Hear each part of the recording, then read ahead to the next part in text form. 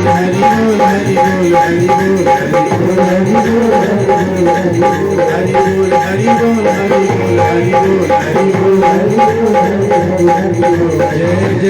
श्री राम।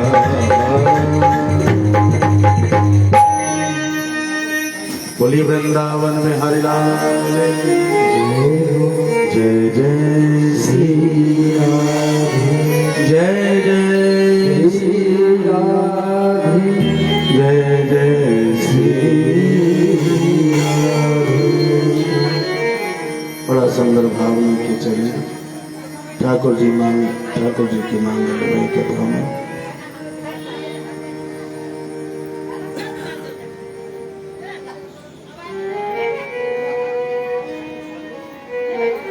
बड़ा सुंदर एक श्लोक गाया गया है कथा के अंतर्गत में कि भाग्योदयेन बहुजन्म समर्जतेन सत्संगमं च लभते पुरुषो यदा वै अज्ञान हेतुकृत मोह मदान्धकारनाशम्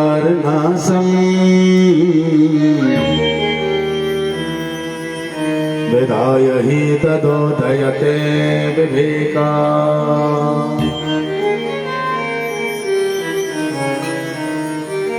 बड़ा सुंदर भाव। जन्म जन्मांतर के भाग्योदय होते हैं तो कथा सुनने को हमें मिलती है। कोई अपने घर पे करावे तो कल्प कल्पांतर के भाग है, और ऐसे ही चलती मिल जावे तो जन्म जन्मांतर के भाग है। तो ये आपको ऐसे ही चलती मिल गई या कराई गई? राधे श्याम। कुछ कराई गई और कुछ चलती थी। तो ये आपके जन्म जन्मांतर के भाग्य हैं जो कि ठाकुर चर्चा आपको श्रवण करनार्थ मिली है। ऐसा नहीं है कि गांधीनगर में इतने ही भगत है। हाँ, कोई लड़ाई झगड़ा हो जावे तो देखो भीड़ कितनी उमड़ पड़ती है। भंडारा शुरू होवे तो देखो कितनी भीड़ उमड़ पड़ती है। राधे श्याम। हाँ, फिर पता चल जाता है किसके घर में कितने बच्चे हैं। हाँ, तो कहने का भाव एक ही है कि तुलसी पिछले पाप से हरि चर्चा न सुहाए। अगर हमारे पिछले पाप उदय हो रहे हैं तो हमें ठाकुर जी की चर्चा अच्छी कहीं तो हम माइक भी बंद करवा रहे हैं। बहुत ज्यादा शोर मचा रखा है, बंद करो। 24 घंटे का कोई ठेका ले रखा है क्या? बंद करो। राधे श्याम। अगर हमारे पुण्य उदय हो रहे हैं तो हम कई बार हमारे घर तक कम आवाज हो रही है, हम कहते हैं अरे भैया तुम्हारा माइक चल भी रहा है कि नहीं? हमारे घर तक तो आवाज जाती नहीं। कई बार भले मानस कथा में आने के लिए समय ना मिले तो कम से कम घर तो सुन ले। तो ये भाव अपने अपने हैं, लेकिन संतों का भाव एक ही है। सीताराम सीताराम सीताराम कहिए और जाई बिद राखे राम ताई बिद रहे। बड़ा सुंदर भाव। हम लोग कथा श्रवण कर रहे थे। अब कथा कहाँ चल रही थी ये तो आप ही बताएंगे। कथा कहाँ चल रही? जोर से बोलो चौधरी जाटन की तरह। राधे श्याम। कथा हम लोग श्रवण कर रहे थे कि ठाकुर की कथा में ये बताया गया कि भागवत कथा क्यों सुननी चाहिए। यानी तत्पश्चात आखिरकार किसने कथा को सुना, हम तक किसने पहुंचवाया? जो हम सुन रहे हैं साधारण जीव, वो किसके द्वारा सुन रहे हैं?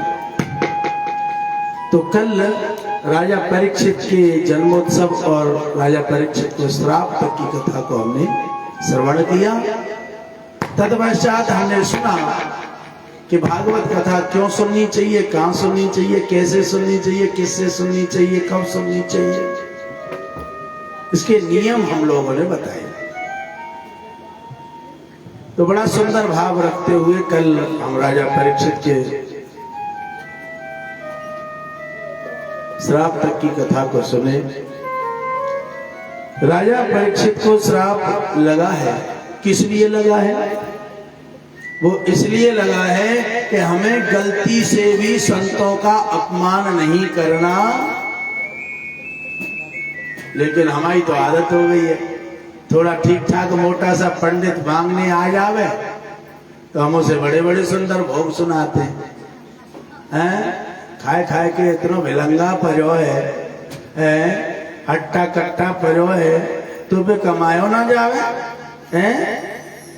बताओ, मोड़ मोड़ा है भय सन्यासी और मन की मिट गई आवा और मंगायो चून मिलेगो, लोग कहेंगे बाबा। कछु काम धंधो है नहीं बाबा जी, बन जाओ पहन ले कपड़ा, चल रहे लाओ जी, तुम्हारे भाग के नौकर लग रहे। ऐसा हमने भोग सुनाते हैं। लेकिन सत्य क्या है? सत्य यह है कि तुलसी वो नर मर गए जो कहूं मांगन जाए। तुलसी वो नर मर गए जो कहूं मांगन जाए, और उनते पहले वो मरे जिनकी मुंह से निकले कहा हम आए ना आए। क्या बोलते? हमारे ना आए, जा आगे बढ़ आगे बढ़। अच्छा बाबूजी एक कपड़ा ही दे दो, ना है ना कह दी ना है तो कछु खाए बे कोई दे दो, और भूख ना है। फिर मांगने वालों का के मांगने वाला कहता है तो जा कोठी में क्या कर रहे हो, 2-3 मंजिल बनाए के, जब तू पे कछु ना है और हम पे कछु ना है, तू भिखारी और हम भिखारी, आज दोनों ही मांग लेंगे। तो वो भी कुछ ना कुछ, कभी भी कोई मांगने वाला आवे, कोई संत महात्मा आवे, कुछ दे नहीं सकते तो कभी उनसे उल्टा भी ना बोलो। अगर व्यवस्था नहीं है तो हाथ जोड़ के कह दो महात्मा जी अभी तो सेवा नहीं कर सकते, लेकिन बिहारी जी कृपा करेंगे तो अगली बार जरूर सेवा करेंगे, अब आप हमें क्षमा कर दें। तो वो शांति पूर्वक चला जाएगा, आपको कोई भी बददुआ देकर नहीं जाएगा। नहीं तो संतों का, मांगने वालों का एक भाव होता है, तुमने उल्टा बोला तो समझ लो तुम्हारे लिए कुछ उल्टा ही करके जाएगा। बोल ठीक है, जो तो पे कछूना है तो भगवान करे तो पे कछू है रे ही ना। तो आगे चल के क्या होगा? सत्यनारायण की कथा वारो हाल है जाएगा। मेरी नाम में तो लता पता है, तो जाति नाम में लता ही पता है जाएगी। तो कहने का भाव है हमें अच्छा सद्भाव रखना चाहिए। राजा परीक्षित को श्राप लगा, और महाराज राजा परीक्षित को जैसे श्राप लगा, राजा परीक्षित को तो कुछ पता ही नहीं है कि उसे श्राप लग गया है। इधर श्रमिक ऋषि के पुत्र हैं जिनका नाम है श्रृंगी ऋषि। श्रृंगी ऋषि भागे भागे अपने पिता के पास आए, देखा गले में मरा हुआ सर्प पड़ा है, रोने लगे। बताओ मेरे पिता के गले में दुष्ट ने मरा हुआ सर्प डाला है, मैंने तो गलत श्राप दिया है कि 7 दिन में मरना चाहिए। अरे मुझे ऐसा पता होता कि भजन करते हुए मेरे पिता के गले में सर्प डाला है तो मैं श्राप देता, वो तत्क्षण मर जावे। क्या? तत्क्षण मर जावे। लेकिन पिताजी को जगाने लगे, हे पिताजी आप जगो, किसी ने आपका अपमान कर दिया है। साधना की जो समाधि है उसमें से श्रमिक ऋषि का ध्यान टूटा, देखा सामने बेटा भपक भपक के रो रहा था, आंखों से आंसू बह रहे थे। लेकिन कई बार आंसू बह रहे होते हैं और आंखें लाल होती हैं, आंसू बहरे होते हैं लेकिन आंखें लाल होती हैं, तो हमें समझ लेना चाहिए गुस्सा भी है और इसे दुख भी है। तो श्रमिक ऋषि ने देखा मेरा बेटा क्रोध में है, कहीं ऐसा तो नहीं जब संत को क्रोध आता है तो प्रलय आती है। मेरे बेटा को क्रोध आया है, कहीं इसने कोई अनर्थ तो नहीं कर दिया। लाला तेरी चटपट फिरना रुक रही, तू बाय छोड़ देना। अच्छा देख के भरे जा को तेने को ले लियो जाकर थाम।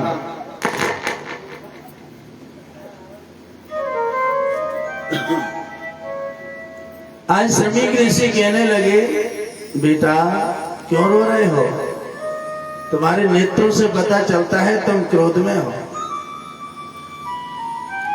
पिताजी क्रोध वाली बात है, कोई दुष्ट तुम्हारे गले में, जरा अपने गले के अंदर झांक के देखो, कोई दुष्ट तुम्हारे गले में मरा हुआ सर्प डाल के चला गया है। वो भी तब आप भजन कर रहे थे। बेटा तुमने उसे श्राप तो नहीं दे दिया? हाँ मैंने दे दिया श्राप। जिसने तुम्हारा अपमान किया इति लंघित मर्यादा और तक्षको सप्तमे हनि, जिसने संत का अपराध करके मर्यादा का उल्लंघन किया, मर्यादा को भंग किया, उसे आज से 7वें दिन तक्षक नाम का सर्प डस लेगा। जैसे कहा आखिरकार ये अपराध किससे हुआ है, ध्यान लगा के देखा तो वो अपराध किसी और से नहीं, परम तपस्वी, परम ज्ञानी, परम धर्म का पालन करने वाले श्री राजा परीक्षित जी, जो राज ऋषि कहलाने योग्य हैं, राज ऋषि परीक्षित से ये अपराध बन गया है। कहने लगे बेटा तुमने तो गलत व्यक्ति को श्राप दे दिया, वो जिसको तुमने श्राप दिया है ऐसा धर्मात्मा राजा अब भविष्य में होने वाला नहीं है। राजा है और धर्मात्मा है। देखिए एक तो पद मिल जावे, पद के साथ सम्मान मिल जावे, और सम्मान के साथ बुद्धि सही रह जावे तो उसे धर्मात्मा ही कहते हैं। उसे धर्म आत्मा, धर्म पर चलने वाली आत्मा।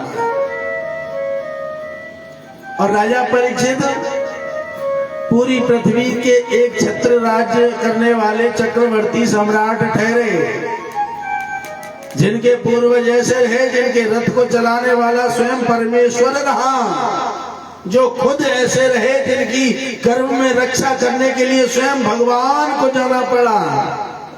और ऐसे धर्मात्मा राजा को श्राप लगा तो महात्मा जी को अच्छा नहीं लगा।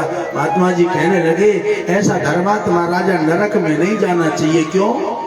क्योंकि सर्प के काटने से कोई मर जावे, पानी में डूब के कोई मर जावे, आग से जल के कोई मर जावे, एक्सीडेंट होने के बाद कोई मर जावे, किसी की बंदूक से ठाए, हाँ बंदूक से मर जावे तो उसे अधोगति प्राप्त होती है, वो प्रेत बनता है।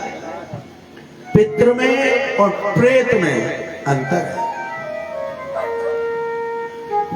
पितृ में जो अपनी आयु को भोग कर अपने मृत्यु को प्राप्त करे, और प्रेत वो हैं जो अल्प आयु में ही मृत्यु को प्राप्त करें।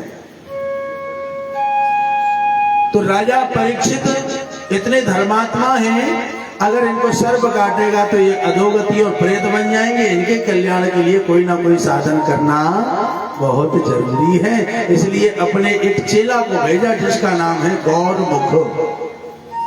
गौरमुख नाम का चेला दौड़ा दौड़ा गया, अरे राजन परीक्षित तुम्हें 7 दिन में मृत्यु होनी है, 7 दिन में सर्प काट लेगा, अपने कल्याण का कोई साधन खोजो।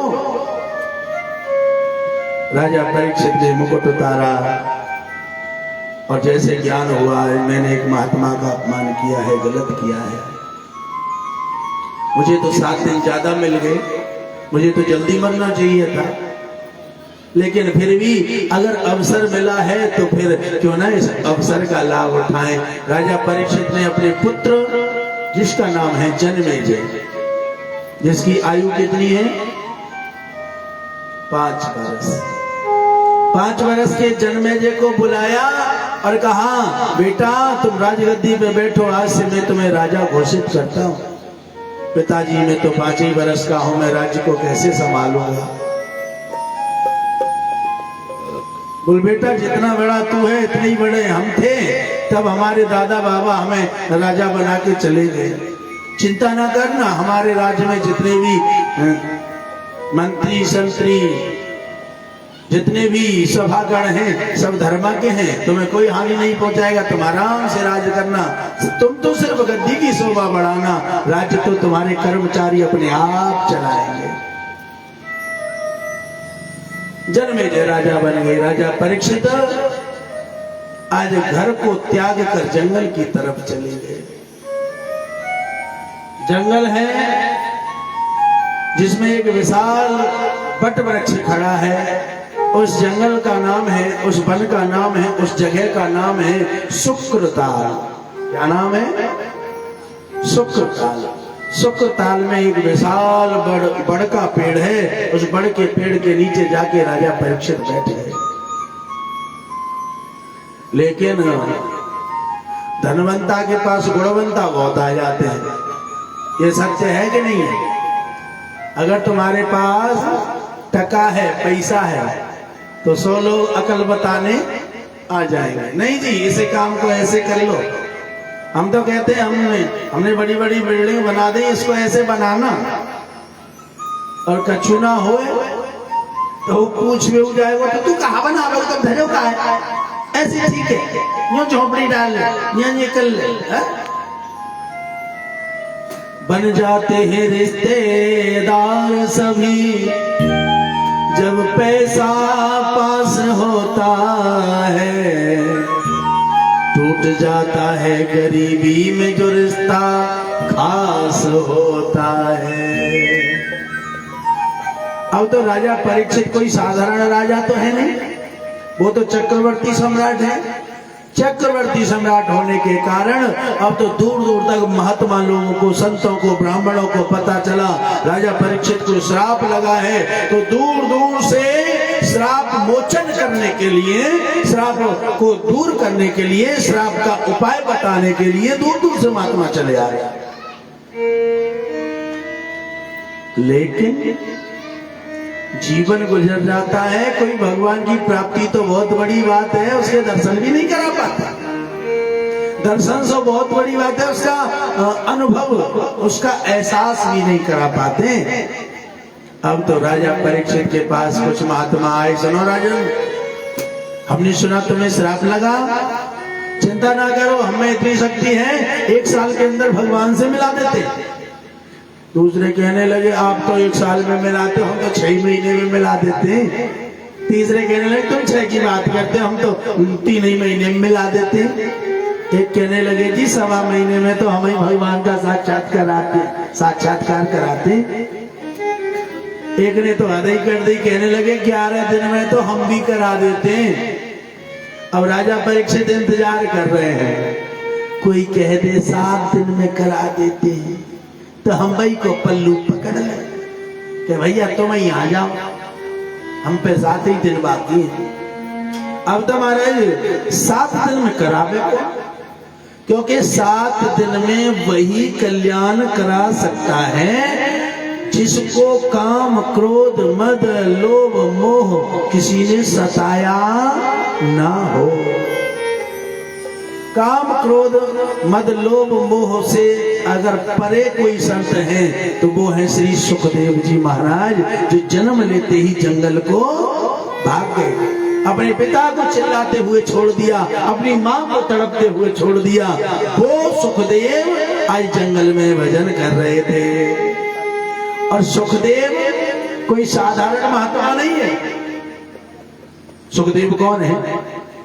सुखदेव भगवान के ही तत्स्वरूप हैं, भगवान के ही परम दिव्य स्वरूप हैं श्री सुखदेव जी महाराज। क्योंकि संतों ने उनका नाम रखा तत्रा भवद भगवान व्यास पुत्रो, यानी वो भगवान है। व्यास पुत्र तो हैं लेकिन भगवान के ही अवतार श्री सुखदेव जी हैं। और भगवान के भक्त पर कोई संकट आवे, कष्ट आवे, तो भगवान को पता चल जाता है। आज सुखदेव जी महाराज जंगल में भजन कर रहे थे कि भजन करते करते महाराज इनको एक महाराज विचार आया कि चलो राजा परीक्षित के पास, चलो राजा परीक्षित के पास, चलो राजा परीक्षित के पास। और खड़े हो गए अपने आसन से और राजा परीक्षित की तरफ चल पड़े हैं। अब महात्मा कैसे हैं? सबसे बड़े काम क्रोध मद लोभ मोह पर विजय प्राप्त करने वाले। पहले बड़े महात्मा उसी को समझते थे लोग जो बहुत बड़ा त्यागी हो, बहुत बड़ा ज्ञानी हो, बहुत बड़ा बैरागी हो, बहुत बड़ा भजनानंदी हो। और आजकल बड़े महात्मा उसी को समझते हैं जिसमें बड़ी गाड़ी हो, बड़ा आश्रम हो, बढ़िया बढ़िया कपड़े पहनते हो, बढ़िया बढ़िया जटा रखाता हो, बढ़िया बढ़िया राधे श्याम, जिसमें सब कुछ बढ़िया ही हो, उसी को हम लोग बड़ा बाबा बोलते हैं। लेकिन पहले स्वरूप से बड़ा बाबा नहीं होता था, पहले कर्म से बड़ा बाबा कहलाता था। और सुखदेव जी महाराज वो बड़े महात्मा थे जो काम क्रोध मद लोभ मोह सबसे अलग रहते थे और जंगल में अकेले भजन किया करते थे। आज ये बड़े महात्मा हैं, उम्र के छोटे हैं, जैसे इनको महसूस हुआ वैसे उनको आभास हुआ कि मेरे भक्त पर संकट आया है। खड़े हो गए आसन से, चल पड़े हैं। इनका स्वरूप कैसा है? तत्रा भवद भगवान व्यास पुत्रो कि तत्रा भवद भगवान व्यास पुत्रो यद्रक्षया गावटमनो अनपेक्षा अलक्षलिंगो निजलावतुष्टो प्रत्यस्य बालर्वावधूतवेशा। पूरा शरीर निर्वस्त्र है, पूरे शरीर पर सिर्फ एक कोपीन धारण कर रखी है, वो भी केला के पत्ता से, यानी एक लंगोटी लगा रखी है और पूरे शरीर पर कोई कपड़ा ही नहीं है। और महाराज कोई साज श्रृंगार नहीं, आजकल तो क्रीम पाउडर लगते हैं, हाँ सजते हैं, भाई लोग भी सजते हैं, माताएं सजे तो ठीक है, लेकिन भाई लोग भी सजते हैं। हाँ जब बारात जा रही हो, जब देखो जो सबसे भेड़ों से होगो कोई ज्यादा सजे हो, और कार इनके तो हाल ही वो छोड़ दो, जो क्रीम वो पाउडर, फेयर लवली सब पोत लेंगे। और खुदा न खास्ता गर्मी में आ जाए पसीना तो ऐसे जानो जैसे रिन साबुन लगा दी हो मोड़े पे, तो लिपाई पताई करके जाते हैं। लेकिन इनका साधारण स्वरूप है। सुखदेव जी महाराज चले जा रहे हैं, कोई साज श्रृंगार नहीं, कोई सजावट के वस्त्र नहीं, कोई आधुनिक अलौकिक कुछ भी नहीं है हमारा। इनके पास एक कमंडल है। आजकल के कमंडल अलग बात है, पीतल के हैं, सोने के हैं, चांदी के हैं, स्टील के हैं, लेकिन महात्मा जी के पास कमंडल का है। महात्मा जी के पास कमंडल है घिया का। घिया जानते? एक गोल वाला घिया आता है, घिये का अंदर का माल निकाल दिया, सुखा लिया, बन गया तंबूरा कमंडल। महात्मा जी के पास कमंडल है तो कैसा कमंडल है? उसी कमंडल में खाते हैं, उसी में पी लेते हैं। और महाराज उस कमंडल को लेके श्री सुखदेव जी महाराज चले जा रहे हैं। 4 अंगुल की खोपीन लगाई, लंबी लंबी भुजाएं हैं, चौड़ा सीना है, और महाराज गर्दन भी लंबी है, तोता जैसी नाक है, घुंघराले बाल हैं, गुलाब की पंखुड़ी जैसे होठ हैं, कमल की पंखुड़ी जैसे आंखों के आकार है, और महाराज छोटा सा पेट है, सुंदर सुंदर पहिया है, और एक हाथ में झोली माला है, एक हाथ में कमंडल है, पैरों में खड़ा मोर चले आ रहे हैं राजा परीक्षित की तरफ। जिस नगर में से निकलती जो जानते हैं वो तो स्वागत करते हैं, स्वागत है, जो जानते हैं कि सुखदेव है। लेकिन जो नहीं जानते वो बच्चे इन पर धूल मारते हैं, पत्थर मारते हैं, नंगा बाबा आ गया, नंगा बाबा आ गया, नंगा बाबा। लेकिन सुखदेव जी का भाव क्या है? सुखदेव जी का भाव तो एक ही है, कृष्ण गोविंद गोपाल गाते चलो, कृष्ण गोविंद गोपाल गाते चलो, कृष्ण गोविंद गोपाल गाते चलो, कृष्ण गोविंद गोपाल गाते चलो, कृष्ण गोविंद गोपाल गाते चलो, कृष्ण गोविंद गोपाल गाते चलो, कृष्ण गोविंद गोपाल गाते चलो, कृष्ण गोविंद गोपाल गाते चलो, कृष्ण गोविंद गोपाल गाते चलो, कृष्ण गोविंद गोपाल गाते चलो, मन को विषयों से अपने हटाते चलो, मन को विषयों से अपने हटाते चलो, कृष्ण गोविंद गोपाल गाते चलो, कृष्ण गोविंद गोपाल गाते चलो, देखना इंद्रियों के न खोले बड़े,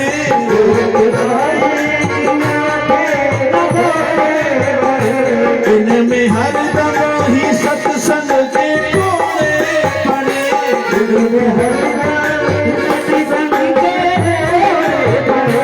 इनमें हरदम ही संयम के कोने पड़े,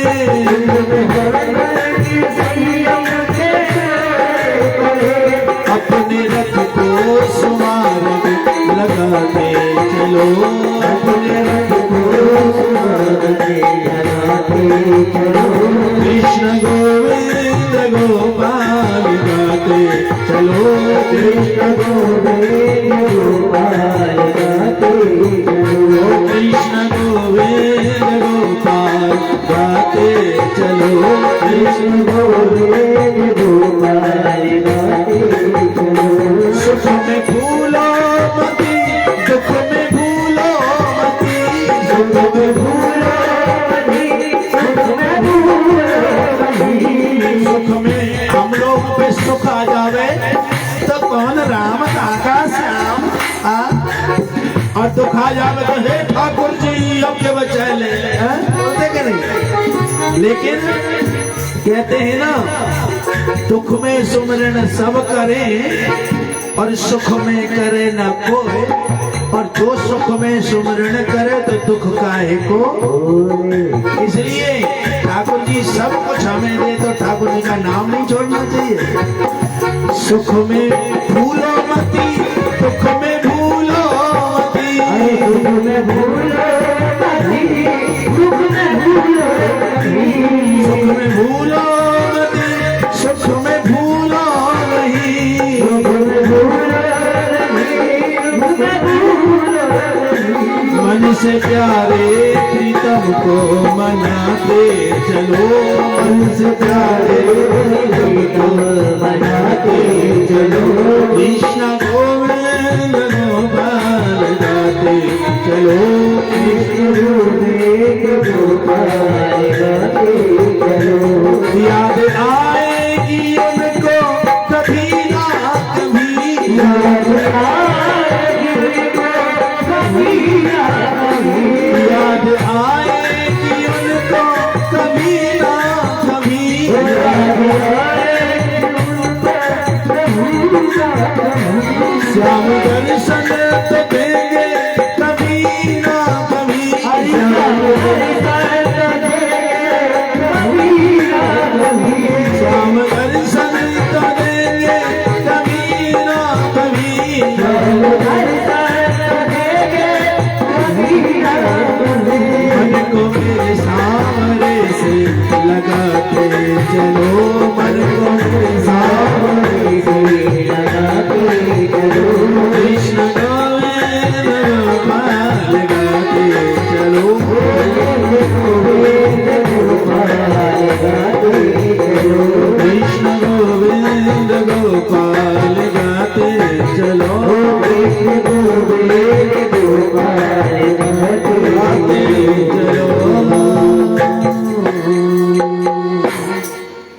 उनका भाव तो एक ही है, कृष्ण गोविंद गोपाल गाते चलो, कृष्ण गोविंद गोपाल गाते चलो।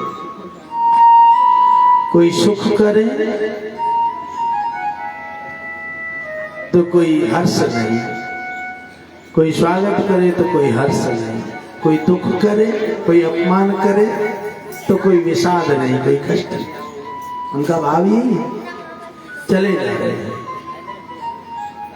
क्योंकि उनका भाव एक ही है, सुख भी मुझे प्यारे हैं और दुख भी मुझे प्यारे हैं, और छोड़े हम किसे दाता दोनों ही तुम्हारे। चले जा रहे हैं। और महाराज जैसे राजा परीक्षित की सभा में पहुंचे, बड़े बड़े महात्मा खड़े हो गए, स्वागत है स्वागत है स्वागत है स्वागत है। अब छोटी सी आयु के सुखदेव 16 वर्ष के, और महाराज हजारों वर्ष के महात्मा खड़े होकर स्वागत करने लगे। हे महाराज आप आ गए, आपका स्वागत है। हाँ, और जैसे स्वागत किया तो राजा परीक्षित को लगा, बताओ इतने बड़े बड़े महात्मा इनका स्वागत कर रहे हैं तो ये छोटे से देखने में लग रहे हैं, लेकिन ये छोटे होते हुए भी लगता है कोई विशेष है, तभी तो इनका स्वागत कर रहे हैं। हमारे जो पंडित जी संग पाठ कर रहे हैं ना, ये छोटे से तो होते ही हैं। 2 साल पहले मिले तो और छोटे होते, तो जब हमें मिले तो हमने फोन करके कही पंडित जी कथा में चल लो है, अटल्ला चुंगी पे आ जाइए। अब चौराहे पे दिख ही ना रहे कि पंडित जी को उठा रहे। हम न कह रहे पंडित कहाँ है, पीछे बताओ चलिए चे कौन उठाड़े कहाँ जाएंगे, फोन करो। हमने कही पंडित जी तुम कछु करवा लेंगे। बोल महाराज जी देखने में छोटा हूँ, सब पंडित ही जानता हूँ। तो आचार्य जी का ही जैसा हाल सुखदेव जी का है, बटुक हैं लेकिन ज्ञान वैराग्य और अहमता महमता सब महाराज इनको सबसे दूर हैं, और ज्ञान कूट कूट के भरा। स्वागत किया, तभी एक महात्मा ने कहा हे राजन तुम स्वागत तो कर रहे हो, लेकिन ध्यान रहे ये जो महात्मा जिनका तुम स्वागत कर रहे हो जितने छोटे हैं उतने ही खोटे भी हैं। मतलब ये है कि अगर तुम इनका स्वागत सत्कार ही करते रहे ना और ये भागने लग गए तो फिर तुम इन्हें रोक नहीं पाओगे। मतलब साफ है कि एक जगह ज्यादा देर रुकते नहीं। कितनी देर रुकते हैं? ये रुकते हैं इतनी देर जितनी देर में एक गैया का दूध निकाला जाता है। और गैया का दूध कितनी देर में निकाला जाता है? कहो पता ना पता? अच्छा गैया राख ली जब तो पता चले। गैया घर में ना मिलेगी, कुटिया जरूर मिल जाएगी। राधे श्याम कुत्ता पाल लेंगे पर गैया ना पाल सके। राधे श्याम बोलनी पड़ेगी, बोलो राधे राधे। तो गैया का तो तभी पता चलेगा जब उसका दूध निकालेंगे। गाय भी 2 प्रकार की है, एक तो रेल को से डिब्बा चल लो है, वो जर्सी गैया है के अल्सेशियन है के पल्सेशियन है के जन कौन सी है, वहां को दूध निकालो घंटा लग जाए। लेकिन एक देसी गाय जो बोलती भी है तो उसके मुख से एक ही आवाज निकलती है, माँ। क्या निकलता है? माँ शब्द निकलता है। तो जो देसी गाय है उसका दूध निकालने के लिए 6 मिनट का समय संतों ने निर्धारित किया। कहा 6 मिनट से ज्यादा ये महात्मा रुकने वाले नहीं हैं। कहने लगे तो हमारा कल्याण है, वो हमारा कल्याण 7 दिन में होना है और ये 6 मिनट में भाग जाएंगे तो ये कैसे हमारा कल्याण करेंगे? कहने लगे महात्मा जी जितना इनमें खोट है उतना ही इनमें एक विशेषता भी है। क्या? कि ठाकुर जी के नाम की कोई भी चर्चा इनसे छेड़ो तो उस चर्चा को पूर्ण करने में चाहे इन्हें 7 साल क्यों ना लग जावे, ये उस चर्चा को पूरा किए बगैर भगते नहीं है। अगर इन्हें रोकना है तो कोई हरी चर्चा छेड़ दो और कुर्सी लेने के बगल को कर ले। कुर्सी वाले ही कह रहा हूं, बीच में जगह छोड़ दो। कोई यो समझ लो अब तुम्हारी कुर्सी जा जगह अड़ रही है, जाते पीछे आएंगे कोई काय को बैठे हो, बीच में जगह देखे हो जब तो बैठे हो। हाँ, कुर्सी ने बगल न कू कर ले, बालकोनी वाले बगल में आ जाए। हाँ, वृंदावन बिहारी लाल की जय जय श्री राधे।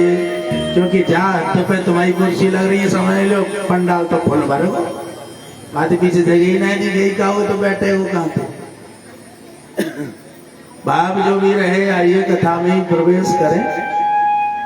राजा परीक्षित ने सुखदेव जी महाराज का स्वागत करना कर दिया बंद और प्रश्न करना कर दिया शुरू। प्रश्न क्या किया कि तत्रा भवद भगवान व्यास पुत्रो, तत्रा भवद भगवान व्यास पुत्रो।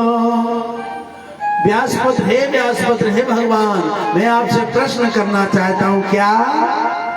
अतः पृच्छामि संसितो योगिनां परमं गुरो, पुरुषस्य अधिकार्य म्रियमाणस्य सर्वथा। हे महाराज, ये जो चराचर के जीव हैं हमेशा काल की तरफ भागे जा रहे हैं।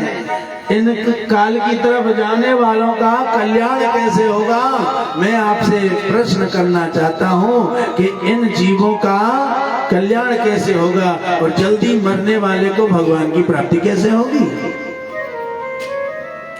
सुखदेव जी ने देखा कि प्रश्न में तो भगवान आ गए, और जहाँ भगवान है वहाँ सुखदेव है, और जहाँ सुखदेव है वहाँ भगवान की चर्चा है, जहाँ चर्चा है वहीं पे कल्याण है। इसलिए अब राजा परीक्षित के कल्याण का समय प्रारंभ होता है। राजा परीक्षित से श्री सुखदेव जी महाराज कहने लगे, राजन वैसे तो इस जीव पर समय ही नहीं है भाई। सतयुग में जीव की आयु होती थी कितनी? 1,00,000 वर्ष। सतयुग में कितनी होती थी? जोर से बोलो। फिर आ गया त्रेता युग। त्रेता युग में कितनी रह गई? बताओ बताओ। नहीं पर तो पिछली बार कथा सुनी ना सुनी? अरे 4 बार तो मैं नहीं सुनाए थे, और हर बार मैं वही प्रसंग सुनाता हूँ। हमारे कलाकार तो कहते हैं गुरुजी कथा तो बदला करो थोड़ी मोड़ी। हमने कही जो पहली है भैया भूले पामे जावे तो भैया चलन दे भैया। बोलो वृंदावन बिहारी लाल की। जो पहली है भैया भूले पामे 1 साल में, इसलिए दोबारा भैया कह वे चले आवे। तो सतयुग के बाद 1 जीरो घट गई। त्रेता युग में तो कितनी आयु रह गई? जोर से बोलो। 1,00,000 में तो 1 जीरो जाएगी, कहां पढ़े भैया गणित? 1,00,000 में तो 1 जीरो गई तो 10,000 वर्ष रह गई। फिर आ गया द्वापर युग। द्वापर युग में फिर 1 जीरो चली गई। अब कितनी रह गई? 1,000 वर्ष। अब कलयुग आ गया। 1 जीरो है चुगोन, 1 जीरो और चली गई। अब कितनी रह गई? 100 वर्ष। अब 100 वर्ष में तुम्हारा हाल का है? रात भर खर्राटे बीते 100 में थे 50 वर्ष सोए के ने काट दे। और बेटा चले गए स्कूल, पति चले गए ड्यूटी, और 4 घंटा फिर सो ली दोपहरी में। राधे श्याम। तब उम्र कितनी बच गई? रात गवाई सोए के और दिना गवायो खाए। ये काम रह गए। सवेरे नाश्ता मान लियो, फिर 8 रोटी चले, फिर दोपहर को सो लिए 4 घंटा, फिर दोपहर पीछे जग के फिर टोस और फिर चाय मार दी, और फिर 9 रोटी सांझ को मार दी, और फिर सोते समय बड़ो सो गिलास फिर मार लियो। हमें दूध ना लग जाता चैन ना पर। अच्छा, जब मर के नरक में जाएगी जब ना है तो चैन पर है, जब देखियो का हो। अरे जो बीच में समय मिल लो हमें भजन चुना करें। कई लोग बोलते हमें तो समय ना मिले, तो टीवी देख लो कैसे समय मिल रहा है, तो है खर्राटे मार को कैसे समय मिल रहा है, 9 रोटी ने ठिबे को कैसे समय मिल रहा है? करो तो समय खूब मिल जाता है, भजन करने के समय पे तो पे समय नहीं है। कथा में बुलाओ, कई बार कथा में आ जाया करो जी। टाइम जो गंवार होंगे 27 से रंगूठा वाले वो टाइम बोलेंगे, टाइम नहीं है। अब कथा के लिए टाइम नहीं है। और पीहर में आ जाए ब्याह, भैया को ब्याह है, भतीजे को ब्याह है, सुनो जी मेरे भैया के ना ब्याह है, 4 दिन की छुट्टी ले लो। जब कहा दे तो टाइम आएगा। इसका मतलब क्या हुआ? इसका मतलब ये है कि जो सांसारिक रिश्ते हैं हम उनको अपना मानते हैं और ठाकुर जी की कथा को अपना नहीं मानते हैं। और जबकि सत्य क्या है? सत्य तो मैं रोज बताता हूं, राम नाम है, रोज ही बता रहा, राम नाम ही सत्य है, बाकी तो सब बेकार है। भाव जो भी रहे, ठाकुर श्री श्याम सुंदर सरकार की कथा के लिए जैसे श्री सुखदेव जी ने कहा कि भैया जल्दी मरने वाले को एक काम करना चाहिए, तस्मात् भारत सर्वात्मा भगवान ईश्वरो हरि और श्रोतव्या कीर्तत्यस्य स्मृतच्छ इच्छता भयम्। यानी जल्दी मरने वाले को अपने मन को ठाकुर जी में लगाना चाहिए। राजा परीक्षित ने कहा प्रभु आपने बड़ी सरलता से कह दिया मन को ठाकुर जी में लगाना चाहिए, लेकिन मन तो बड़ा खतरनाक प्राणी है? मन तो कभी एक जगह रुकता ही नहीं है। मन तो जैसे मौका लगा भाग गया घर को, जैसे मौका लगा भाग गया राजस्थान को, मन पहुंचा यूपी के कोने पे, मन पहुंच गया हरियाणा के बॉर्डर पे, मन पहुंच गया बेंजी अलीगढ़ है। मन को कहे नहीं देर में भागो फिर रो। कहने का भाव एक ही है कि मन कभी शांत नहीं रहता है। अगर मन को शांत करना है तो सिर्फ मन को भजन ही शांत कर सकता है, और वो हम करते नहीं। हम व्यर्थ में टाइम पास करने के लिए चौराहे पर मित्रों में बैठ जाएंगे, लेकिन भजन के लिए कभी ये हमारी बुद्धि नहीं करेगी। अब हम पे समय तो चलो 1 घंटा भजन कर ले।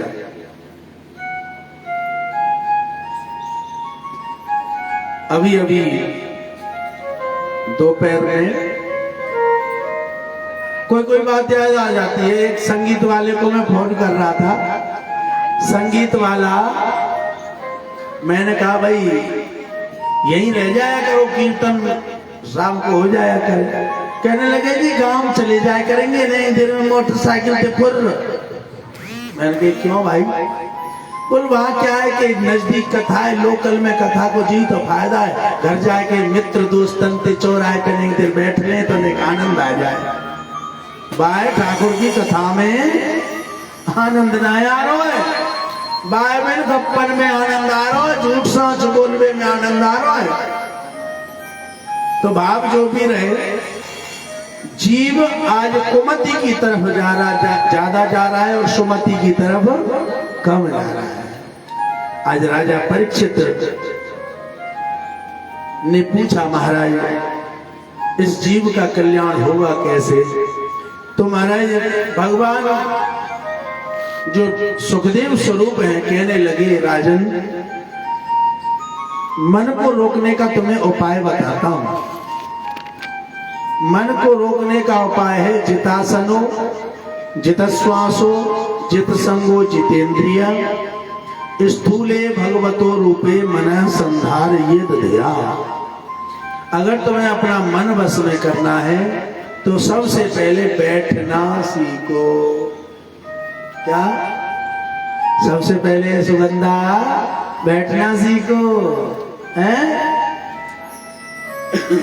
1 घंटा, 2 घंटा, 3 घंटा। अच्छा, जब 4-5 साल से आ रहे हैं तो सबन के नाम हौले हौले याद होते जा रहे हैं। तो 1-2 घंटा बैठना सीखो, 3 घंटा बैठना सीखो। जिस दिन तुम 7 घंटे एक आसन पर बैठना सीख जाओगे उस दिन मन तुम्हारे हिसाब से चलने लग जाएगा। लेकिन हम तो 3 घंटा की कथा में मन कर जाए तो 2 बार चाय पिया में घर में ले पड़ोस में कथा है रही है, कथा की आवाज तो आई रही है, चाय ही मारे हम बीच में। अरे जब अवसर मिला है तो इसका लाभ उठाइए। आज श्री सुखदेव जी महाराज कहने लगे, प्रभु हम आसन को तो जीत लें लेकिन आसन पर बैठने के बाद भी मन हमारा बस में नहीं हो पा रहा है, तो दूसरा उपाय कोई बताओ। दूसरा उपाय यह है कि आसन पर बैठकर सीधे बैठो, और सीधे बैठोगे जब तुम्हारी रीढ़ की हड्डी बिल्कुल सीधी रहेगी तो तुम्हारी रीढ़ की हड्डी में दर्द होने लगेगा, और दर्द यहाँ है रो तो मन घर का करेगा तो यहीं रहोगे ना। इसलिए जब मन तुम्हारे पास रहेगा तो जो श्वासें जल्दी जल्दी चलने वाली हैं वो धीरे धीरे चलेंगी। जित श्वास हो, फिर तुम श्वासों पर अपना बस कर पाओगे। हमारे जीवन में श्वासों का बंटवारा है, वर्षों का बंटवारा नहीं है। हमें वर्ष नहीं मिली कि 100 वर्ष जिएंगे, हमें मिली है श्वासें कि कितनी श्वासें लेगा 100 वर्ष में बंदा। जब हम श्वासें कभी ऐसे आराम से बैठ के देखना और कभी ऐसे बैठ के देखना, ऐसे सीधे सतर होके बैठोगे तो श्वास धीरे धीरे चलेंगी और आराम से बैठोगे तो जल्दी जल्दी चलेंगी। संत तो यहाँ तक कहते हैं कि बैठत 12 चलत 18 सोवत में 36 और विषय वासना में जाए 72 उम्र जाते हैं भी। अगर हम बैठे हैं तो बैठत 12, 1 मिनट में 12 श्वास समाप्त हो जाती है। अगर हम स्वस्थ हैं तो, और श्वास की बीमारी वालों के लगन ही तो बनी जाओगे, दवा को कोई इलाज नहीं है। स्वस्थ व्यक्ति है हर प्रकार से तो 1 मिनट में 12 श्वास खत्म करता है। बैठत 12 चलत 18, चलता है तो उससे 1.5 गुनी हो जाती है, 18 श्वास नष्ट होती है।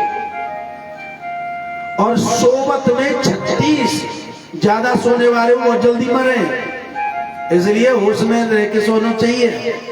दिन में वो खर्राटे मार रहे हैं, रात में मार रहे हैं, दिन सोने के लिए बिल्कुल भी नहीं बना है। जो दिन में सोते हैं समझ लो वो अपनी आयु को, अपनी उम्र को घटा रहे हैं। हाँ, आराम करना बताया है, थोड़ी देर लेट सकते हो, रात में नींद भर के सो, लेकिन दिन में इस शरीर को जितना हो सके कष्ट दो, तभी ये ज्यादा लंबा चले। रात में इसे कष्ट दोगे तो ये बर्बाद हो जाएगा, और दिन में इसे कष्ट दोगे शरीर को तो ये आबाद हो जाएगा। ये संतों का भाव है। और राजा परीक्षित कहने लगे, गुरुदेव श्वासों को बस में करें और कोई उपाय? बोल, तीसरा उपाय ये है कि आप संगति अच्छे लोगों की करो, जैसा करे संग और वैसा चढ़े रंग। संगत का असर बड़ा पड़ता है। एक कोई विदेश में रहता था बंधु, एक दिन विदेश से उसके मन में विचार आया, भाई मेरा भारत देश महान, बता मेरा देश कितना महान है, उस देश को छोड़ के मैं यहाँ विदेश में पड़ा हूं, क्यों ना मैं अपने देश में चलूं। और अपने देश के लिए चल पड़ा। देश के लिए चला आ रहा था। दो रास्ते हैं समुद्र पार करने। समुद्र से जैसे उतरते हैं तो एक तो बाई हाईवे और एक जंगल में होके रास्ता आता था। उसने सोचा मेरे घर का रास्ता जंगल में से नजदीक पड़ता है कि ना जंगल से ही चलूं। जंगल से चला आ रहा था, तभी एक आश्चर्यमयी घटना घटी। एक जगह से जैसे निकला, एक तोता है, जोर जोर से चिल्लाने लगा, आ गया आ गया आ गया, पकड़ो मारो लूट लो। जैसे शोर हुआ, चार तगड़े तगड़े पहलवान चोर निकल के आए। उसने पकड़ लिया सेठ को। कहा जाता है क्या है, निकाल। 4-6 डंडे मारे, सीधा कर दिया, सारा धन छीन लिया। अब सोचता हुआ जा रहा है, बताओ मैं तो कहता था मेरा देश महान, पर इस देश में तो बड़ी गड़बड़ है। बताओ विदेश में तो ऐसे कोई हाथ नहीं लगा सकता। वो मेरा सारा धन लूट लिया, ये कर लिया वो कर लिया, बड़ा परेशान। और वहीं से वापस लौट गए। कुछ दिन बाद वर्षों गुजर गए। कुछ दिन बाद फिर इसका मन हुआ, भाई चाहे जैसा भी है पर है तो मेरा ही देश, इसलिए मैं तो अपने देश एक बार और होके आना चाहता हूं। अब की बार आया, जैसे समुद्र पार किया, नीचे उतरा, तभी विचार आया इस रास्ते से नहीं जाऊंगा, इस रास्ते पे तो खतरनाक तोता रहता है, दूसरे रास्ते से जाऊंगा। और दूसरे रास्ते से जाने लगा तो दूसरे रास्ते में एक आश्चर्यमयी घटना फिर घटी। एक बहुत बढ़िया सुंदर आश्रम है। आश्रम के दरवाजे पे तोता बैठा है। तोता को देख के इसकी खोपड़ी फिर खराब हो गई, क्योंकि लाना लगे। लेकिन अब की बार ये जो तोता बोला, ऐसे आनंद आ गया, आइए आइए स्वागत है। अरे भैया बड़ी दूर से सफर करके आए हो और ये संतों का आश्रम है, इसमें विश्राम कीजिए। और इस आश्रम का जल है ना, बड़ा मधुर है, बड़ा मीठा है। और महाराज इसमें जो फल लगे हैं वो तो अत्यंत रसीले हैं। आइए बैठिए, जल ग्रहण कीजिए, फल लीजिए, आपका स्वागत है स्वागत है। उसने कहा ये भी तोता है और वो भी तोता था, वो बड़ा दुष्ट था। बताओ उसने मुझे इतना पिटवाया और ये कितना स्वागत करता है। तभी महात्मा लोग आ गए, अच्छा जल ग्रहण कराया, फल ग्रहण कराए।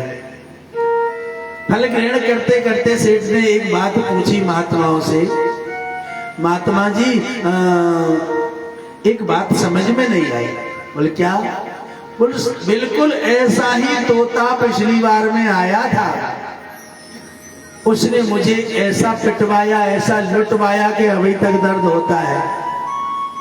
और ये तोता कितना सुंदर है, कितना सुहावना है, कितना माधुर्यवासी है, कितना मीठा बोलता है।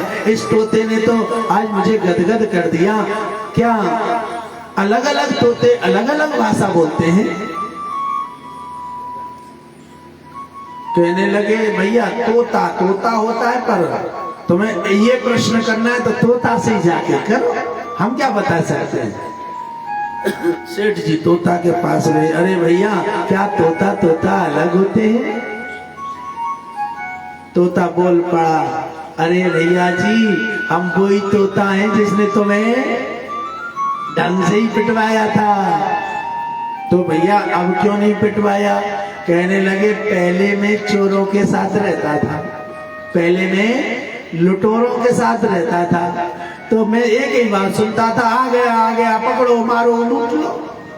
लेकिन एक दिन चोर कहीं चोरी करने चले गए, ये महात्मा वहां से गुजर रहे थे, इनके साथ में उड़ के आ गया।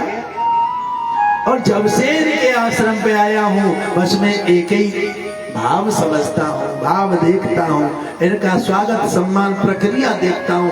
ये जो भी आता है उसे ये कहते हैं आओ जी, बैठो जी, जल ग्रहण करो, फल ग्रहण करो, स्वागत है। तो महाराज मैं वही तोता हूँ। मतलब साफ है, जैसी संगति वैसी ही रंगति, जैसा संग करोगे वैसा ही रंग भी चढ़ेगा। इसलिए संगति को जीतना चाहिए। आसन, श्वास और महाराज संग को जब तुम जीत लोगे तो जो तुम्हारा मन इधर उधर भागता है, व्यर्थ की बातों में भागता है, वो मन इधर उधर बिल्कुल भी नहीं भागेगा। राजा परीक्षित ने कहा, प्रभु मन को बस में करना तो आ गया, मैं आपसे सृष्टि का वर्णन सुनना चाहता हूँ, कृपा करके मुझे सृष्टि का वर्णन करके बताओ। सृष्टि, जिस सृष्टि में हम जीते हैं वो सृष्टि कैसे प्रारंभ हुई? तभी श्री सुखदेव जी महाराज ने बताया, नारायण के मन में एक भाव आया, एको हम बहुत श्यामी, मैं एक हूं, मैं बहुत होना चाहता हूं। जैसे विचार आया, इनकी नाभि से कमल उत्पन्न हो गया, कमल प्रकट हुआ, बढ़ता चला गया। उस कमल पर एक देव प्रकट हुआ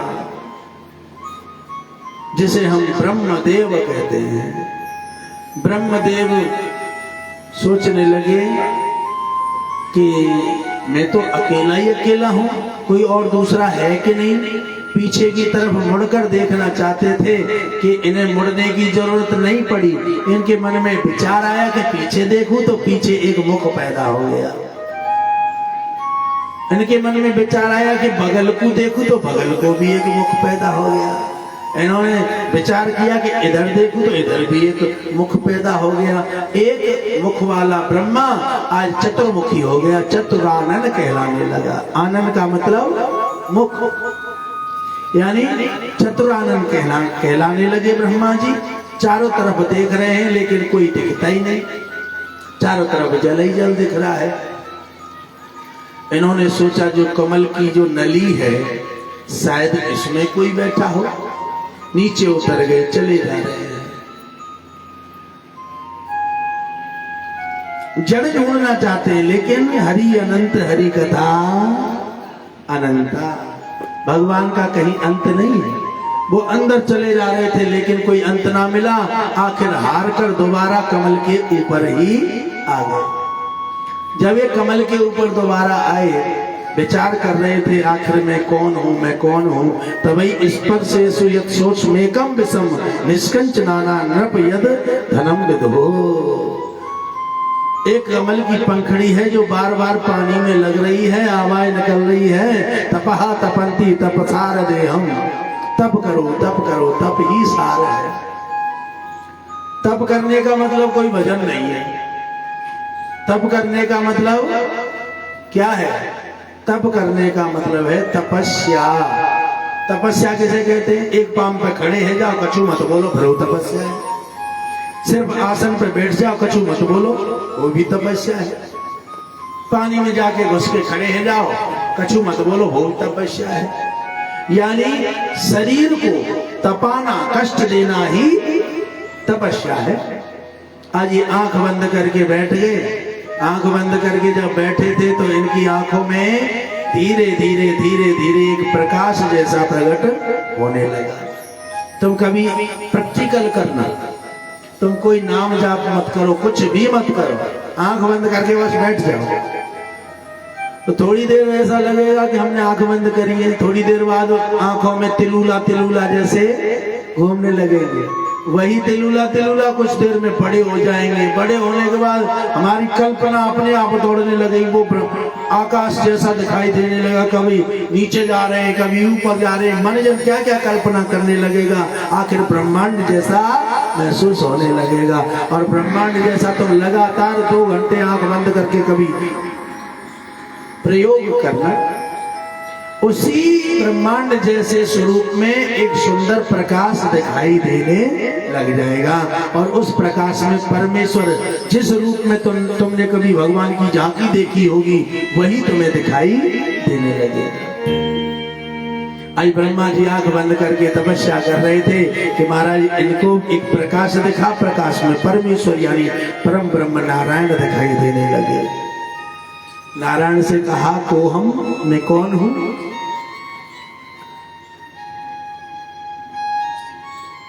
चलो मेरी छोड़ो, तुम बताओ तुम कौन हो? तभी भगवान ने कह दिया, अहम ब्रह्मस्मि, अहम तत्मस्मि, अहम सर्वमस्मि।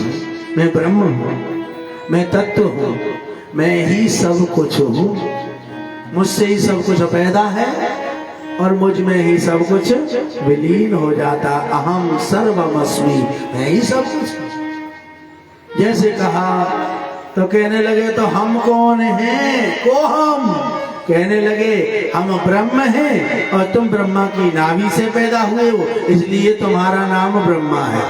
और इनका नाम ब्रह्मा रख दिया। कहने लगे हमें प्रकट क्यों किया है?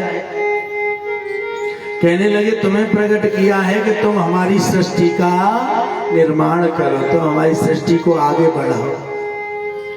ब्रह्मा जी ने चारों तरफ देखा, बोल महाराज सृष्टि करें कहाँ? भाई सृष्टि करने के लिए कोई आधार तो होना चाहिए। हम कोई चीज रखेंगे, बर्तन रखें तो करसिया रखेंगे, चोरे पट्ट में रखेंगे, वो लुढ़केगी कि नहीं इधर उधर, जब तक उसके नीचे ईंट हुआ ना लगाएंगे। कोई आधार तो चाहिए रोकने के लिए। इसलिए आज इन्होंने कहा कोई आधार तो है नहीं, हम सृष्टि कहां करें। विचार कर ही रहे थे ब्रह्मा जी कि महाराज आखिर में सृष्टि करूं कहां। तो राजा परीक्षित ने श्री सुखदेव जी महाराज से प्रश्न किया कि सृष्टि पर जब हम दर्शन कर पाते हैं, सृष्टि का दर्शन जब हम कर पाते हैं जब पृथ्वी पर कुछ रचना हो। जब रचना ही नहीं होगी तो दर्शन किसके करेंगे? इसलिए कहा कि सृष्टि कहां होगी, आखिरकार पृथ्वी कहां चली गई। तो श्री सुखदेव जी महाराज कहने लगे ये कल्प कल्पांतर का भेद है।